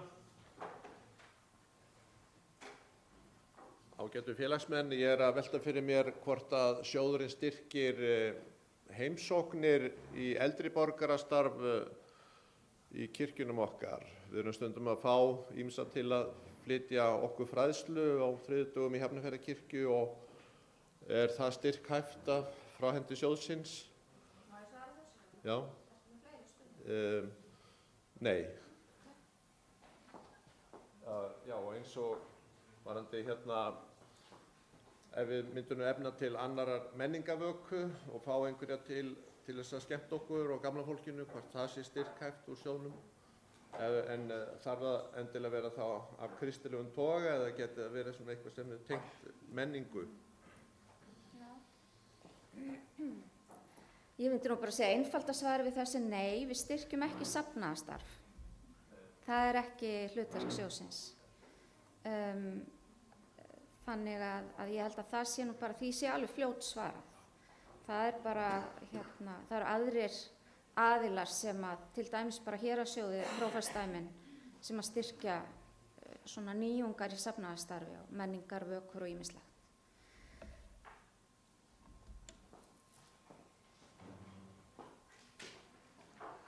Já, þá hefur þeirri spurningu verið svarað. Eru fleiri sem vilja spurja fulltrú okkar í stjórn Vísindasjóðs PÍ? Nú, svo virðist bara hreint ekki vera. Og þá er það, höldum við áfram, þá er það næst skýrsla námsleyfa fulltrúa. Og hver, já, gjörðu svo vel. Já, sæl aftur. Ég er fulltrúi prestafélagsins í námsleyfanefnd og í þeirri nefnd eru núna Gísli Gunnarsson vígslubiskup, Eva Björk Valdimarsdóttir biskupsritari sem að tók við af Ragnhildi Ásgeirsdóttur og svo undirrituð. Og það er úthlutað námsleyfum einu sinni á ári og í ár voru til úthlutunar 35 mánuðir sem er svona hefðbundin fjöldi mánaða. Það bárust 6 umsóknir 48 mánuði alls. Og 3 hlutu 9 mánaða námsleyfi, 1 hlaut 8 mánaða námsleyfi og 2 umsóknum var hafnað. Og biskup hefur þegar úthlutað í samræmi við þessar tillögur. Síðan gerðist það vegna mjög sérstakra aðstæðna, þá var einni umsókn bætt við og veitt 9 mánaða námsleyfi sem að hefst í upphafi árs 2027 og verður þá tekið af úthlutunar kvóta þess árs.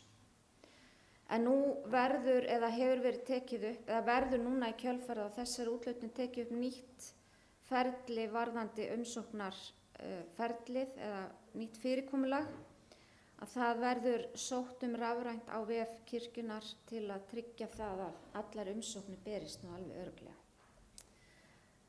Og þá lýkur skýrslu fulltrúa PÍ í námsleyfanefnd. Einhverjar spurningar það?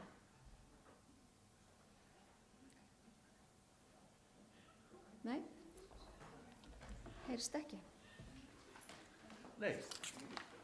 Við þökkum. Já, komdu.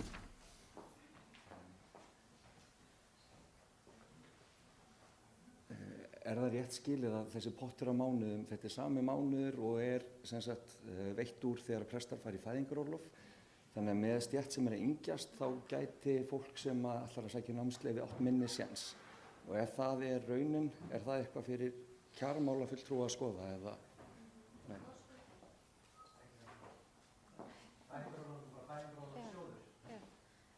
það var Að þetta væri afleysingin fyrir fæðingarorlofs. Sko ég myndi nú segja að þetta sé spurning sem ætti nú að beina bara til biskupsritara eða einhvers fulltrúa hjá biskupsstofu.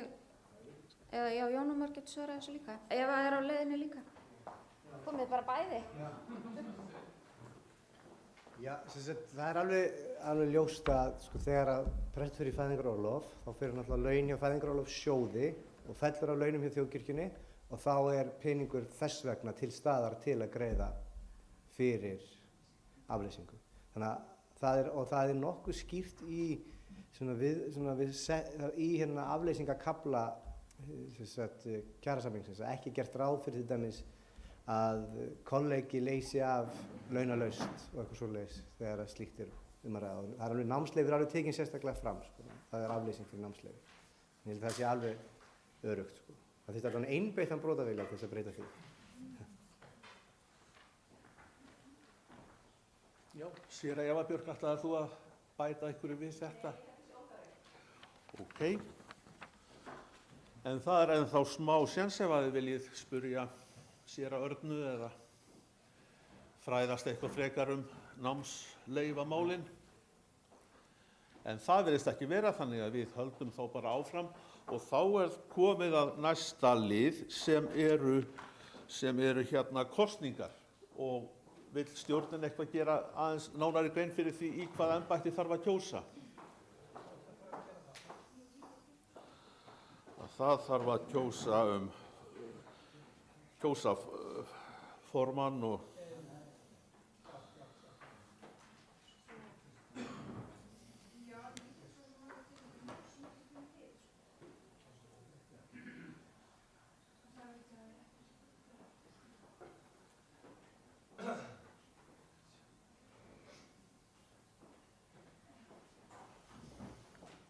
já, þú þarf það.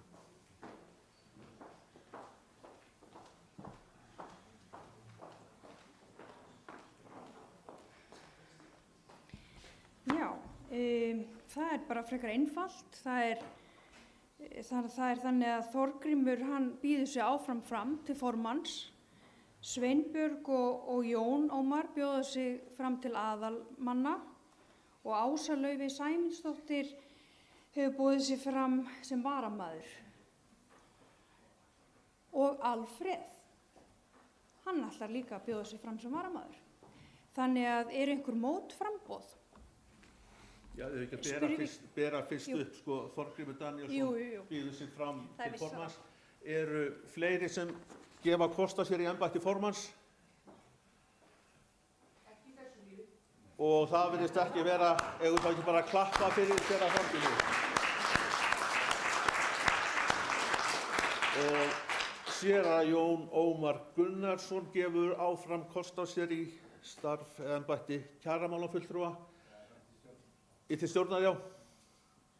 Eru fleiri sem gefa kost á sér til þess stjórnarsætis? Ef svo er ekki, já, það er ekki það. Það var aftur fleira, svo þetta fær nú ekkert allt. Já. Ása Laufey býður sig fram sem varamaður. Og Sveinbjörg. Já.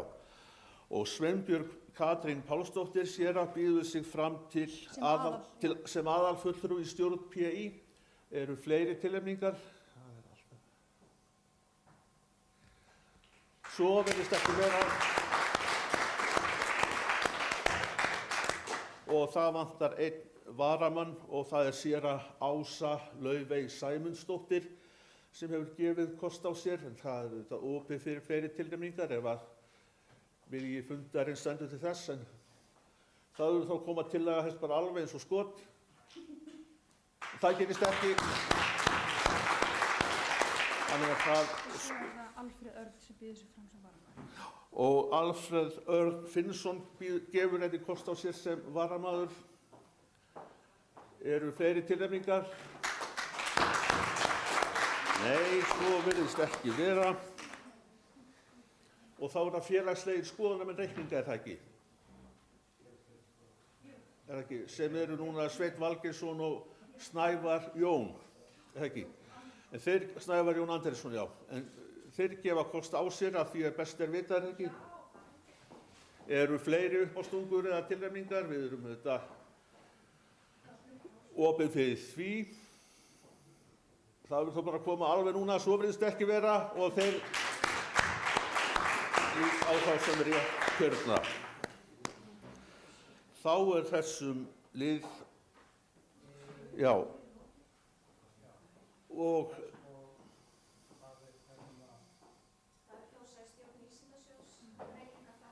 já, það eru 2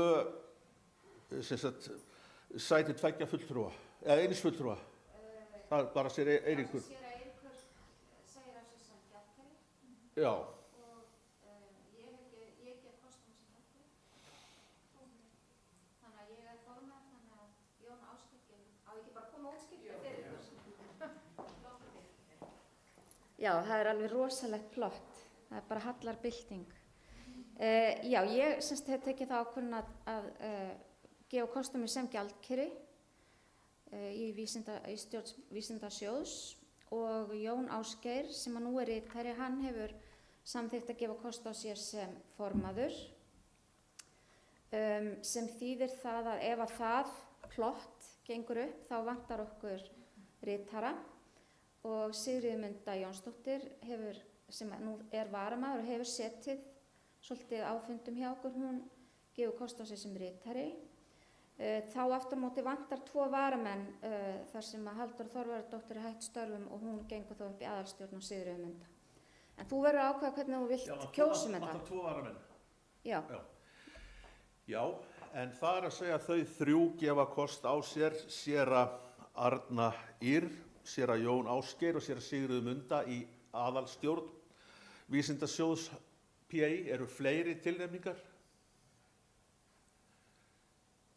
Það virðist ekki vera. Og séra Halldóra Þorvarðardóttir hætt störfum, þannig að það þarf að stinga upp á nýjum varafulltrúa, en hinn situr fastur áfram, eða ekki? Nei, það var Sigríður Munda. Já, það er 2 varafulltrúa. Já, þá vantar tilnefningar fyrir 2 fulltrúa í varastjórn Vísindasjóðs PA, og þá bara býð ég eftir. Það séra Eiríkur Jóhannsson fyrirgefðu, og stungið upp á Bjarna Þór Bjarnasyni. Hann skoðunarmaður reikninga, fer það saman eða? Nei. Þá þyrftum að velja nýjan skoðunarmann. Já, það ef að tekur áskorunni Bjarni, sér hann. Þannig að það séra Bjarni og séra Eiríkur, eru fleiri uppástungur. Það virðist ekki vera. Og þá þarf að velja skoðunarmenn reikninga, sem eru 2, sem eru núna séra Bjarni Þór og hver annar? Þorvaldur Víðisjá. Og það ekki vitað annan en séra Þorvaldur gefur kost á sér áfram, þá þarf nýjan félagslegan skoðunarmann í staðinn fyrir séra Bjarna Þór, og það ágætt að bara bíða eftir fá uppástungu það bara sem allra fyrst. María Rudd, séra María Rudd. Það hljómar bara.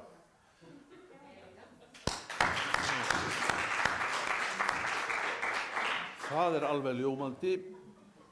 Nú, þá þessum lið lokið, það ekki búin að, já. Og ég læt þess getið að engar lagabreytingartillögur hafi borist innan tilsetts tíma, þannig að ég lít svo á að sá liður sé ekki í gildi hér á þessum fundi. Það þarf þá að taka það fyrir þá með sérstökum afbrigðum, en það hefur ekkert borist, þannig að ég lít svo á að það sé ekki neitt til umræðu hér. En það fer að styttast í hádegisverðin, en það áfram nú nokkuð eftir. Og næst það ákvörðun félagsgjalds og kjarasamningsgjald. Og hver vill kynna það eða fylgja því úr hlaði. Þeir eru nú að tala þetta sín á milli, séra Þorgrímur og séra Jón Ómar, en það séra Jón Ómar sem sýnist að hafi haft vinninginn með það. Stjórnin leggur til óbreytt félagsgjald og óbreytt kjarasamningsgjald. á milli ára. Kjarasamningsgjaldið hefur verið kynnt á nokkrum fundum, það er þetta gjald sem þeir sem ekki tilheyra, sem ekki eru félagar, þurfa samt að borga til félagsins fyrir það að þiggja laun og réttindagæslu félagsins. 0,9%.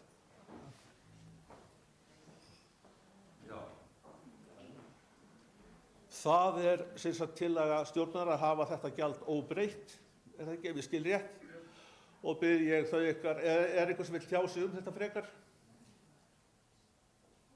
Svo virðist ekki vera, þannig að þá bið ég þau ykkar sem eru þeirri tillögu stjórnar sammála að gefa merki með því að rétta upp hönd.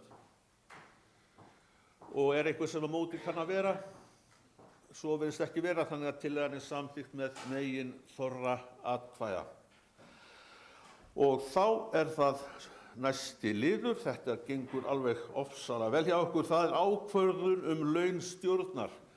Og hver ætlar að fylgja því úr hlaði? Það er séra Jón Ómar Gunnarsson. Engin annar. Óbreytt. Já, það er sem sagt stutt og laggott, en merkingin innan komst til skila, hann leggur til að laun stjórnar verði óbreytt frá því sem þau eru núna. Er eitthvað sem vil tjá sig það? Eða spyrjast, viltu gefa eitthvað, hafa verið að spyrja hver launin eru, og séra Jón Ómar getur örugglega út. Formaður er á föstum launum sem eru 40% af launaflokki 4 og án eininga, og svo eru aðri stjórnarmenn með ákveðnar greiðslur sem eru greiddar árlega. Ég hef kjarafulltrúi ég er náttúrulega ekki kjarafulltrúi ennþá orðin, því það er ekki búið að skipta aftur í stöður eftir að ný stjórn hefur kosin, en kjarafulltrúi hefur verið með 2 mánaðarlaun sem var samþykkt á aðalfundi síðast. Svo hefur, mann ekki alveg, ég held að aðri stjórnarmenn hafa verið, aðrir ritari, varaformaður og gjaldkeri verið með 1 mánaðarlaun og meðstjórnendur með hálf, og svo hafa varamenn fengið greitt samkvæmt gjaldskrá þóknarnefndar fyrir fundasetu eftir því sem við á. Aðalmenn eru með hálf, já, hálf. Já, hálf mánaðarlaun einu sinni á ári, kjarafulltrúi með 2 mánaðarlaun einu sinni á ári og formaður með 40% af launaflokki 4 mánaðarlega. Og við reglum til að þetta verði óbreytt, sem sagt. Já, þá höfum við fengið að heyra boðskap séra Jóns Ómars þetta. Er eitthvað sem vil spyrja aðeins þetta eða ræða það eitthvað frekar? Svo virðist ekki vera, þannig að ég ber þá upp tillögu stjórnarinnar að laun stjórnar verði óbreytt. Og bið þau ykkar sem eru því sammála að gefa merki með því að rétta upp hönd. Takk fyrir. Einhver sem á móti kann að vera. Það er einn, eða hvað? Nei. Þá er það,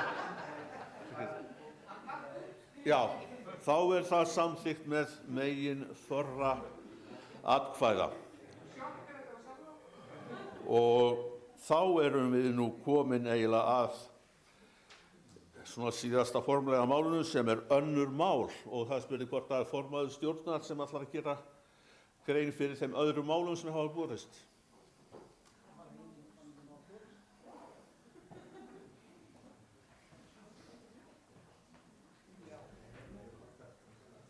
Það hafa engin önnur mál borist til stjórnar. Það er ekki seint það.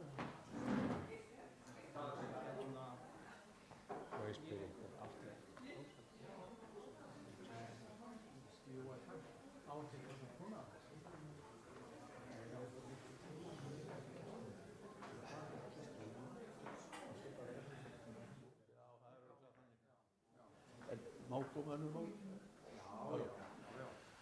Jæja, gott fólk, þá fer nú senn að síga á steindi hlutan, en það hafa engin önnur mál borist, en það er heimilt að koma hér upp og leggja eitthvað fram eða fyrirspurn eða leggja fram eitthvað annað mál ef að einhverjum brennur eitthvað á hjarta eða eitthvað sem að þið viljið koma á framfæri. En það er, já, séra Þorgeir.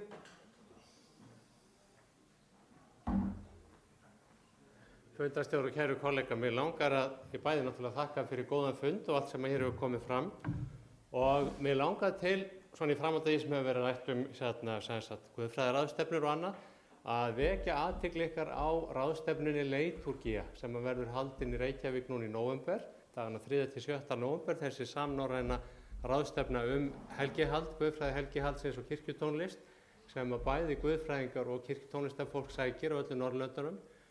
Og ég og fleiri bæði prestar og kirkjutónlistarmenn hérna hafa verið svo heppin að fá að sækja þessa ráðstefnu undanfarin ár og það er mikið ánægjuefni að geta haldið þessa ráðstefnu á Íslandi þetta árið. Hún var síðast haldin á Íslandi í Skálholt árið 2021, það hefur verið í þriðja skipti sem hún er haldin hér á landi. Og við áum sérstakann gest frá Bandaríkjunum að þessu sinni sem er Dr. Ron Anderson, hann er bæði vígður prestur í bandarísku Methodistakirkjunni og svo er hann kirkjutónlistarmaður líka, organisti og prófessor í liturgíu við Garrett Evangelical Theological Seminary í Illinois. Og hann verður með mjög spennandi erindi, Sigríður Guðmundsdóttir verður líka með erindi og séra Arto Valli Virta frá Finnlandi, svo verður spennandi vinnustofur í kirkjutónlist líka og þetta er gott tækifæri fyrir presta og organista til að koma saman og hugsa helgihaldið. Það er líka sjálfsögðu fjölbreytt helgihald í boði sem hluta dagskráni og frábært tækifæri til að kynnast kollegum og eiga gott samfélag með kollegum og kirkjutónlistarfólki frá hinum Norðurlöndunum. Ráðstefnan verður sem sagt haldin í Dómkirkjunni, Hallgrímskirkju og Háteigskirkju dagana 3. til 7. nóvember og ég er alveg viss að með okkar góðu sjóðum og þá getum við sótt þessa ráðstefnu okkur á kostnaðarlausu. En hvet okkur til að taka þátt í og hafa þessa daga bak veirað. Takk fyrir. Já, við þökkum séra Þorgeiri fyrir. Nú séra Jónína Ólafsdóttir hefur óskað eftir að taka til máls.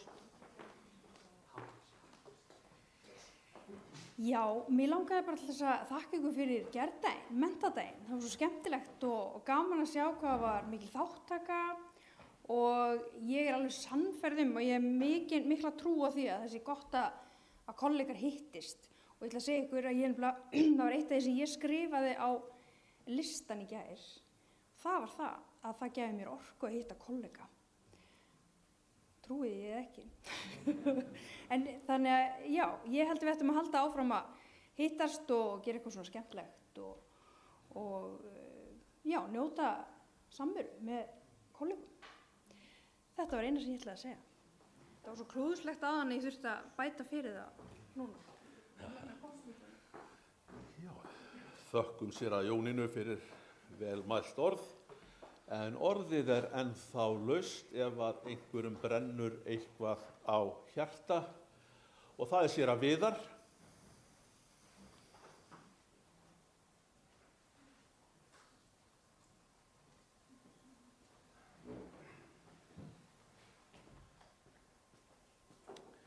Fundarstjóri, kæru systkin, það er eitt sem að mér langar svona nánast að kalla eftir umræðum, en ekki endilega núna, kannski við annað tækifæri.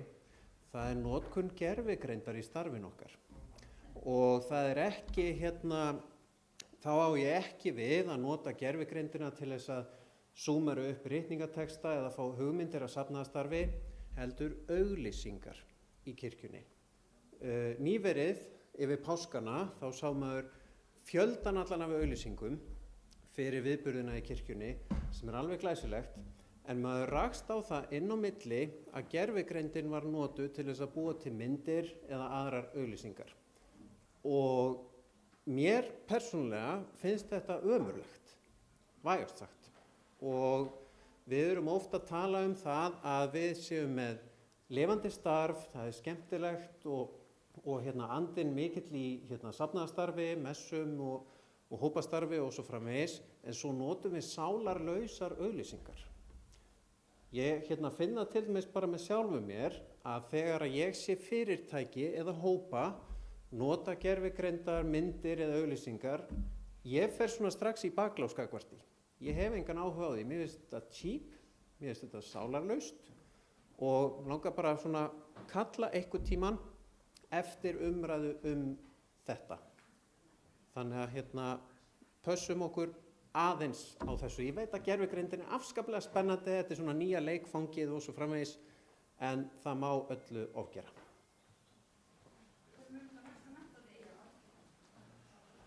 Já, það er rétt hjá séra Arna Ýr.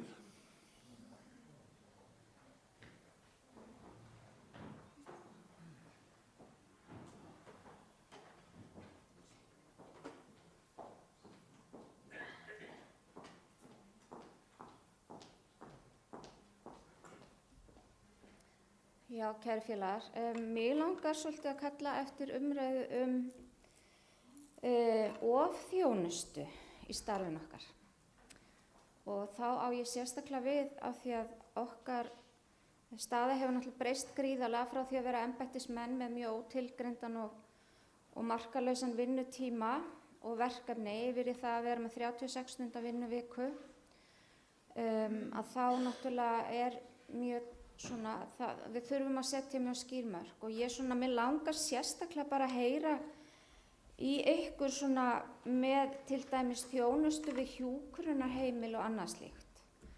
Og ég svolítið að velta þessu fyrir mér vegna þess að við erum náttúrulega komið núna með útkallssíma á höfuðborgarsvæðinu þar sem að er skilgreindur vaktsími og bakvaktatími okkar, þannig að það er allt komið í gott form, en það er náttúrulega bara við það er bara lögreglan sem hefur aðgang að þeim síma. Við erum með stórt hjúkrunarheimili í okkar söfnuði og það er verið að hringja í okkur, bæði á vinnutíma en náttúrulega ekki síður utan vinnutíma. Þar sem við erum beðin að koma í vitjanir að dánarbeðum og annað slíkt. Og mér langar bara að svona heyra ofan í ykkur hvað finnst ykkur vera eðlilegt í þessu sambandi, hvers konar þjónustu er eðlilegt að við veitum. Sumstaðar eru náttúrulega djáknar eða fólk með einhverja skilgreinda starfsskyldur við einhverja af þessum heimilum, annars staðar ekki eins og hjá okkur. Og þetta er bara svona svolítið hausverkur í mínum huga, í mínu prestakalli, hvernig við þjónumstum þetta eða hvort að þetta á að vera innan okkar starfsskyldna eða ekki. Mér langar bara að heyra ofan í ykkur með þetta. Já, og nú séra María hefur strax beðið orðið og hefur orðið laust stund.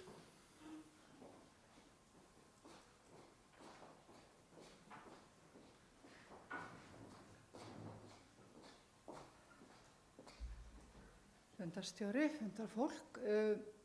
Mér langaði bara að bregðast við því sem að séra Arna nefndi hérna að mínu frumkvæði þá fórum við prestarnir í Borgarfjarðarprestakalli sem svo heitir frá 1. janúar síðastliðnum á okkar dvalarheimili, hjúkrunarheimili nú, Brákarhlíð og bara buðum þeim upp á ákveðin ramma í kringum þetta. Og því hafði ég þegar kynnst frá því að vera prestur í Hallgrímssöfnuði eða staðsett þar og Droplaugarstaðir, maður var allan sólarhringinn að fara á Droplaugarstaði. En svo þegar kom út í Átna til dæmis í Sóltún þá var bara sett ákveðin mörk og þegar séra Auður var á Grund, hún sagði bara ég fer ekki á nóttunni. Og yfirleitt eru þessi útköll vegna andláts á hjúkrunarheimilum ekki akút, þau eru ekki akút mál og forstöðu fólkið í Brákarhlíð til dæmis tók þessu bara mjög vel að sjálfsagt að hringi okkur innan ákveðins tíma sem er svona aðeins rúmlega venjulegur vinnutími og degi einhverja kvöldi að þá bara komum við morgunin eftir því að mín reynsla er svo að setja á Droplaugarstöðum hálfa nóttina og bíða eftir ættingjónum sko. Þannig að mér finnst að við þurfum bara að taka svolítið að skari með þetta og mér finnst það bara sjálfsagt mál og því er vel tekið ef það er sett fram bara svona á þennan hátt og bara einmitt líka ef þarf með vísun í að við erum ekki með bakvaksskyldu eða útkastskyldu allan sólarhringinn. Þannig að þetta er bara eitthvað sem við þurfum að ræða hvert á okkar stað í samráði við samstarfspresta og auðvitað á þau dvalarheimili sem er að ræða. Þannig að nú bara vitaðu þar, eða fólki sem vinnur í Brákarhlíð getur bara sendt okkur hvenær sem er beiðni til dæmis samtal eða vantar sálgæslu og þá bara sinnum við því svo okkar þriggja sem getur og síðan erum við með fastar helgistundir og svo messu. Þannig að ég upplifði það að hjúkrunarheimilinu fannst gott að það væri svona ákveðin bara ramm þetta, við erum tilbúnar að koma en ekki í útkall seinta kvöldið á nóttunni því að það ekki okkar skylda og þjónar engum. Þannig að ramminn er mikilvægur og góður. Við gerum ráð fyrir að sé mjög víða eitthvað svona bara formlegt samkomulag við hjúkrunarheimilin. Takk. Já, séra Óskar Hafsteinn hefur óskað eftir að fá að taka til máls.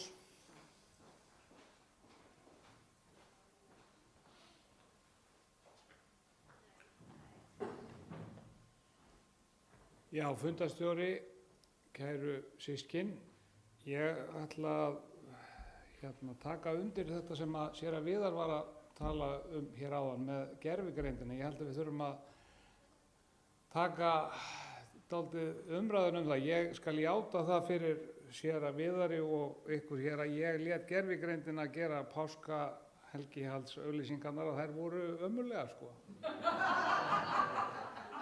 Þetta var, ég meina það sko, þær voru alveg glataðar en ég bara gerði þetta samt. Það kom ekki niður á messusókn, ekki að neinu marki. En þetta er svona frekar ódýrt. Síðan verð ég að segja ykkur það, við fórum prestarnir saman í suður, heimsóttum séra Kristján á Breiðabólstað og hann tók á móti okkur þar og var með messu og helgistund og flutti þar mjög fallega hugveikju og vekjandi í upphafi jólaföstunar. Svo mjög að ég bara mörg nánast komust við, þetta var svo fallegt allt saman og skemmtisaga þarna inni og það var alveg til fyrirmyndar og við fórum til altaris og ég ætla ekki að rekja það frekar. Nema við hrósuðum honum fyrir þetta allt saman og svo bauðum okkur inn í bæ. Og að því að séra Kristján ekki hérna, þá leyfi ég mér einmitt að varpa þessu hérna fram og þegar við erum sest í stofuna þá segir ég þakka nú fyrir góð viðbröð við hugveikjunni minni en hún var 100% samin að gervigreind. Og þetta var, við eiginlega vorum hálf sjokkari, við vorum búin að mæra hann svo mikið sko. Ég lagði svo sannarlega mitt að mörgum allir að ég verið svo eini sem að komst við. Þannig að þetta dálítið mikið mál með gervigreindina. Ég held að við þurfum og ég tók eftir því að stjórnin kinkaði kolli hér mjög rækilega. Ég held að þetta sé ekki sem einhvern stóran ógnvald en við þurfum að taka þetta einhvern veginn betur og meira á dagskrá. Þetta orðið svo rosalega, mér fannst þetta alltaf því ógnvekjandi þegar að Kristján sagði okkur að hann hefði ekki gert neitt. Hann hefði bara sagt ég að fara að hitta presta og hafði eina skemmtisögu og eitthvað svona persónulegt frá mér. Ég var bara í hálfgerðu áfalli, ég sannlega bara svona gamaldags. Svo verð ég náttúrulega að lýsa miklum áhyggjum af því. Ég alinn upp við það að prestafélagsfundir séu langir og leiðinlegir og það séu alltaf einhverjir alveg vísir aðilar sem halda upp í málþófi, setja gleraugun fram á nefbroddinn og ganga með staf aftast í salnum. Prestafélag, hvar þín fornaldarfrægð?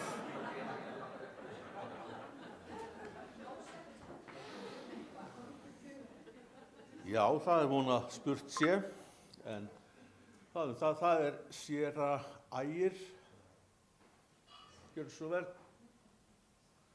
Svo minni ég á að hádegisverðurinn tilbúinn. Eva.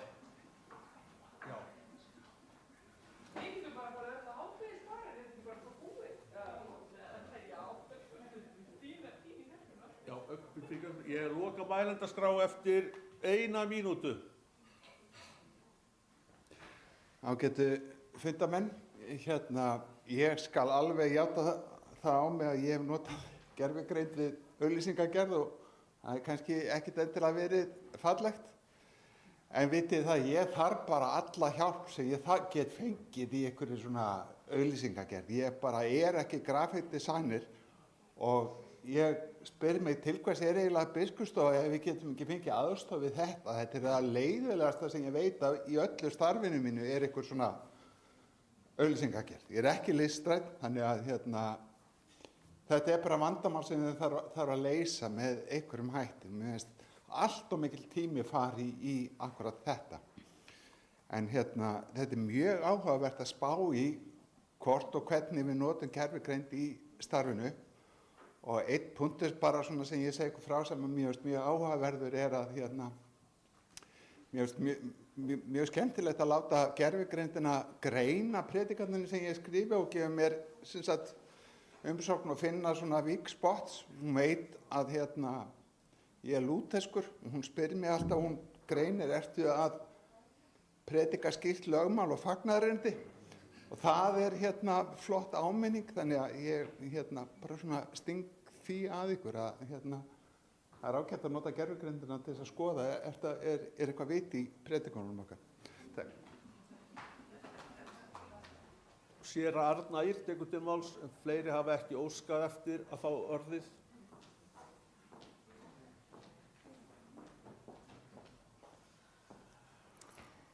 Þetta náttúrulega lýsir svona mjög vel einmitt fjölbreytnin í starfin okkar og hvað við þurfum að vera fjölhæf, að geta bæði skrifað predikanir með guðfræðilegu innihaldi en vera líka grafískir hönnuðir og markaðsfólk og allt þetta. Þetta er rosalega áskorun. Ég er alveg sammála og það fer brjálæðislegur tími í auglýsingagerð og samfélagsmiðlavinnu og allt svoleiðis. En það er rosalega mikilvæg vinna og ég tala nú ekki fyrir biskupsstofu en ég veit ekki betur en að hluti af nýrri hönnun heimasíðu sé að við fáum aðgang að þeirri hönnun og geti nýtt það í okkar markaðsstarfi og pluss það okkur stendur náttúrulega til boða fullt af námskeiðum í svona, til dæmis að nota öll þessi tæki og tól sem við höfum og ég hvet ykkur til að nota vísindasjóðs greiðslurnar ykkar í eitthvað slíkt. Og þetta með gervigreindina, ég veit það ekki, ég meina ömurlegar auglýsingar, það er líka alveg hægt að gera alveg ógeðslega ljótar auglýsingar í Canva. Þú veit, snýst þetta ekki meira bara smekkvísi og eitthvað svoleiðis. Ég held það, en aftur á móti þurfum við að tala gervigreindina sem bara fyrirbæri sem að, Viðar, ég held þú verður bara sætta við það að þú ert að fara að sjá alveg fullt af fleiri auglýsingum sem eru gerðar á gervigreind og kannski kemur að því að þær verður bara ég held að lýsi miklu frekar smekkvísi manneskjunnar sem að setur auglýsinguna út heldur en gervigreind eða Canva eða eitthvað annað. En já, við köllum kannski bara eftir því að það verði umræða gervigreind á einhverju vettvangi prestafélagsins eða jafnvel prestastefnu eða eitthvað slíkt. Já, þökkum sér Örnu fyrir þennar orð. Fleiri hafa ekki óskað eftir því að fá orðið, þannig að dagskrá þessa liðar er þá tæmd og þar með eiginlega alls fundarins. Og ég bara þakka fyrir og ég gefa þér orðið séra Þorgrímur að slíta fundi og ég þakka bara fyrir mig og okkar starfsmanna fundarins og vona við góða prestastefnu og mætum í menntaskólanum klukkan 4 í dag held ég.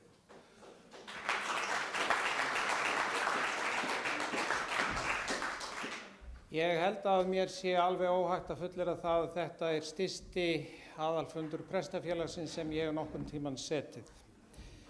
Svo má þá deila hvort að það er gott eða slæmt.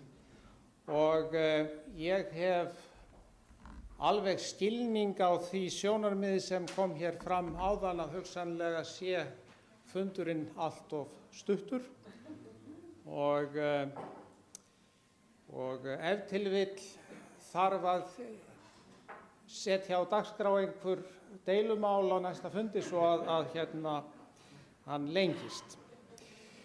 En mér langar til þess að þakka séra Önnu Eiríksdóttur fyrir langa og góða stjórnarsetu og ákaflega gott samstarf. Og ég legg til að við gefum henni gott klapp.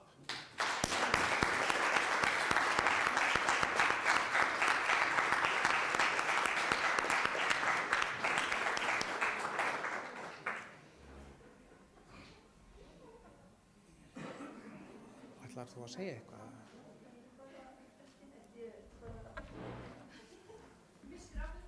Já, nei, hann fór ekki fram hjá mér. Ég vil bara þakka líka fyrir gott samstarf, kæra stjórn. hefur yndislegt að starfa með ykkur. Og Þorgrímur, við erum nú búin að ferðast til útlanda saman, fórum til Noregs fyrir hálfu ári síðan, sem var mjög gaman. Og þetta býður upp á ýmis tækifæri líka til þess að vaxa og styrkjast svona í sínum verkum. Og ég þakka bara líka traustið sem mér hefur verið sýnt. Gangi ykkur vel, nýja stjórn.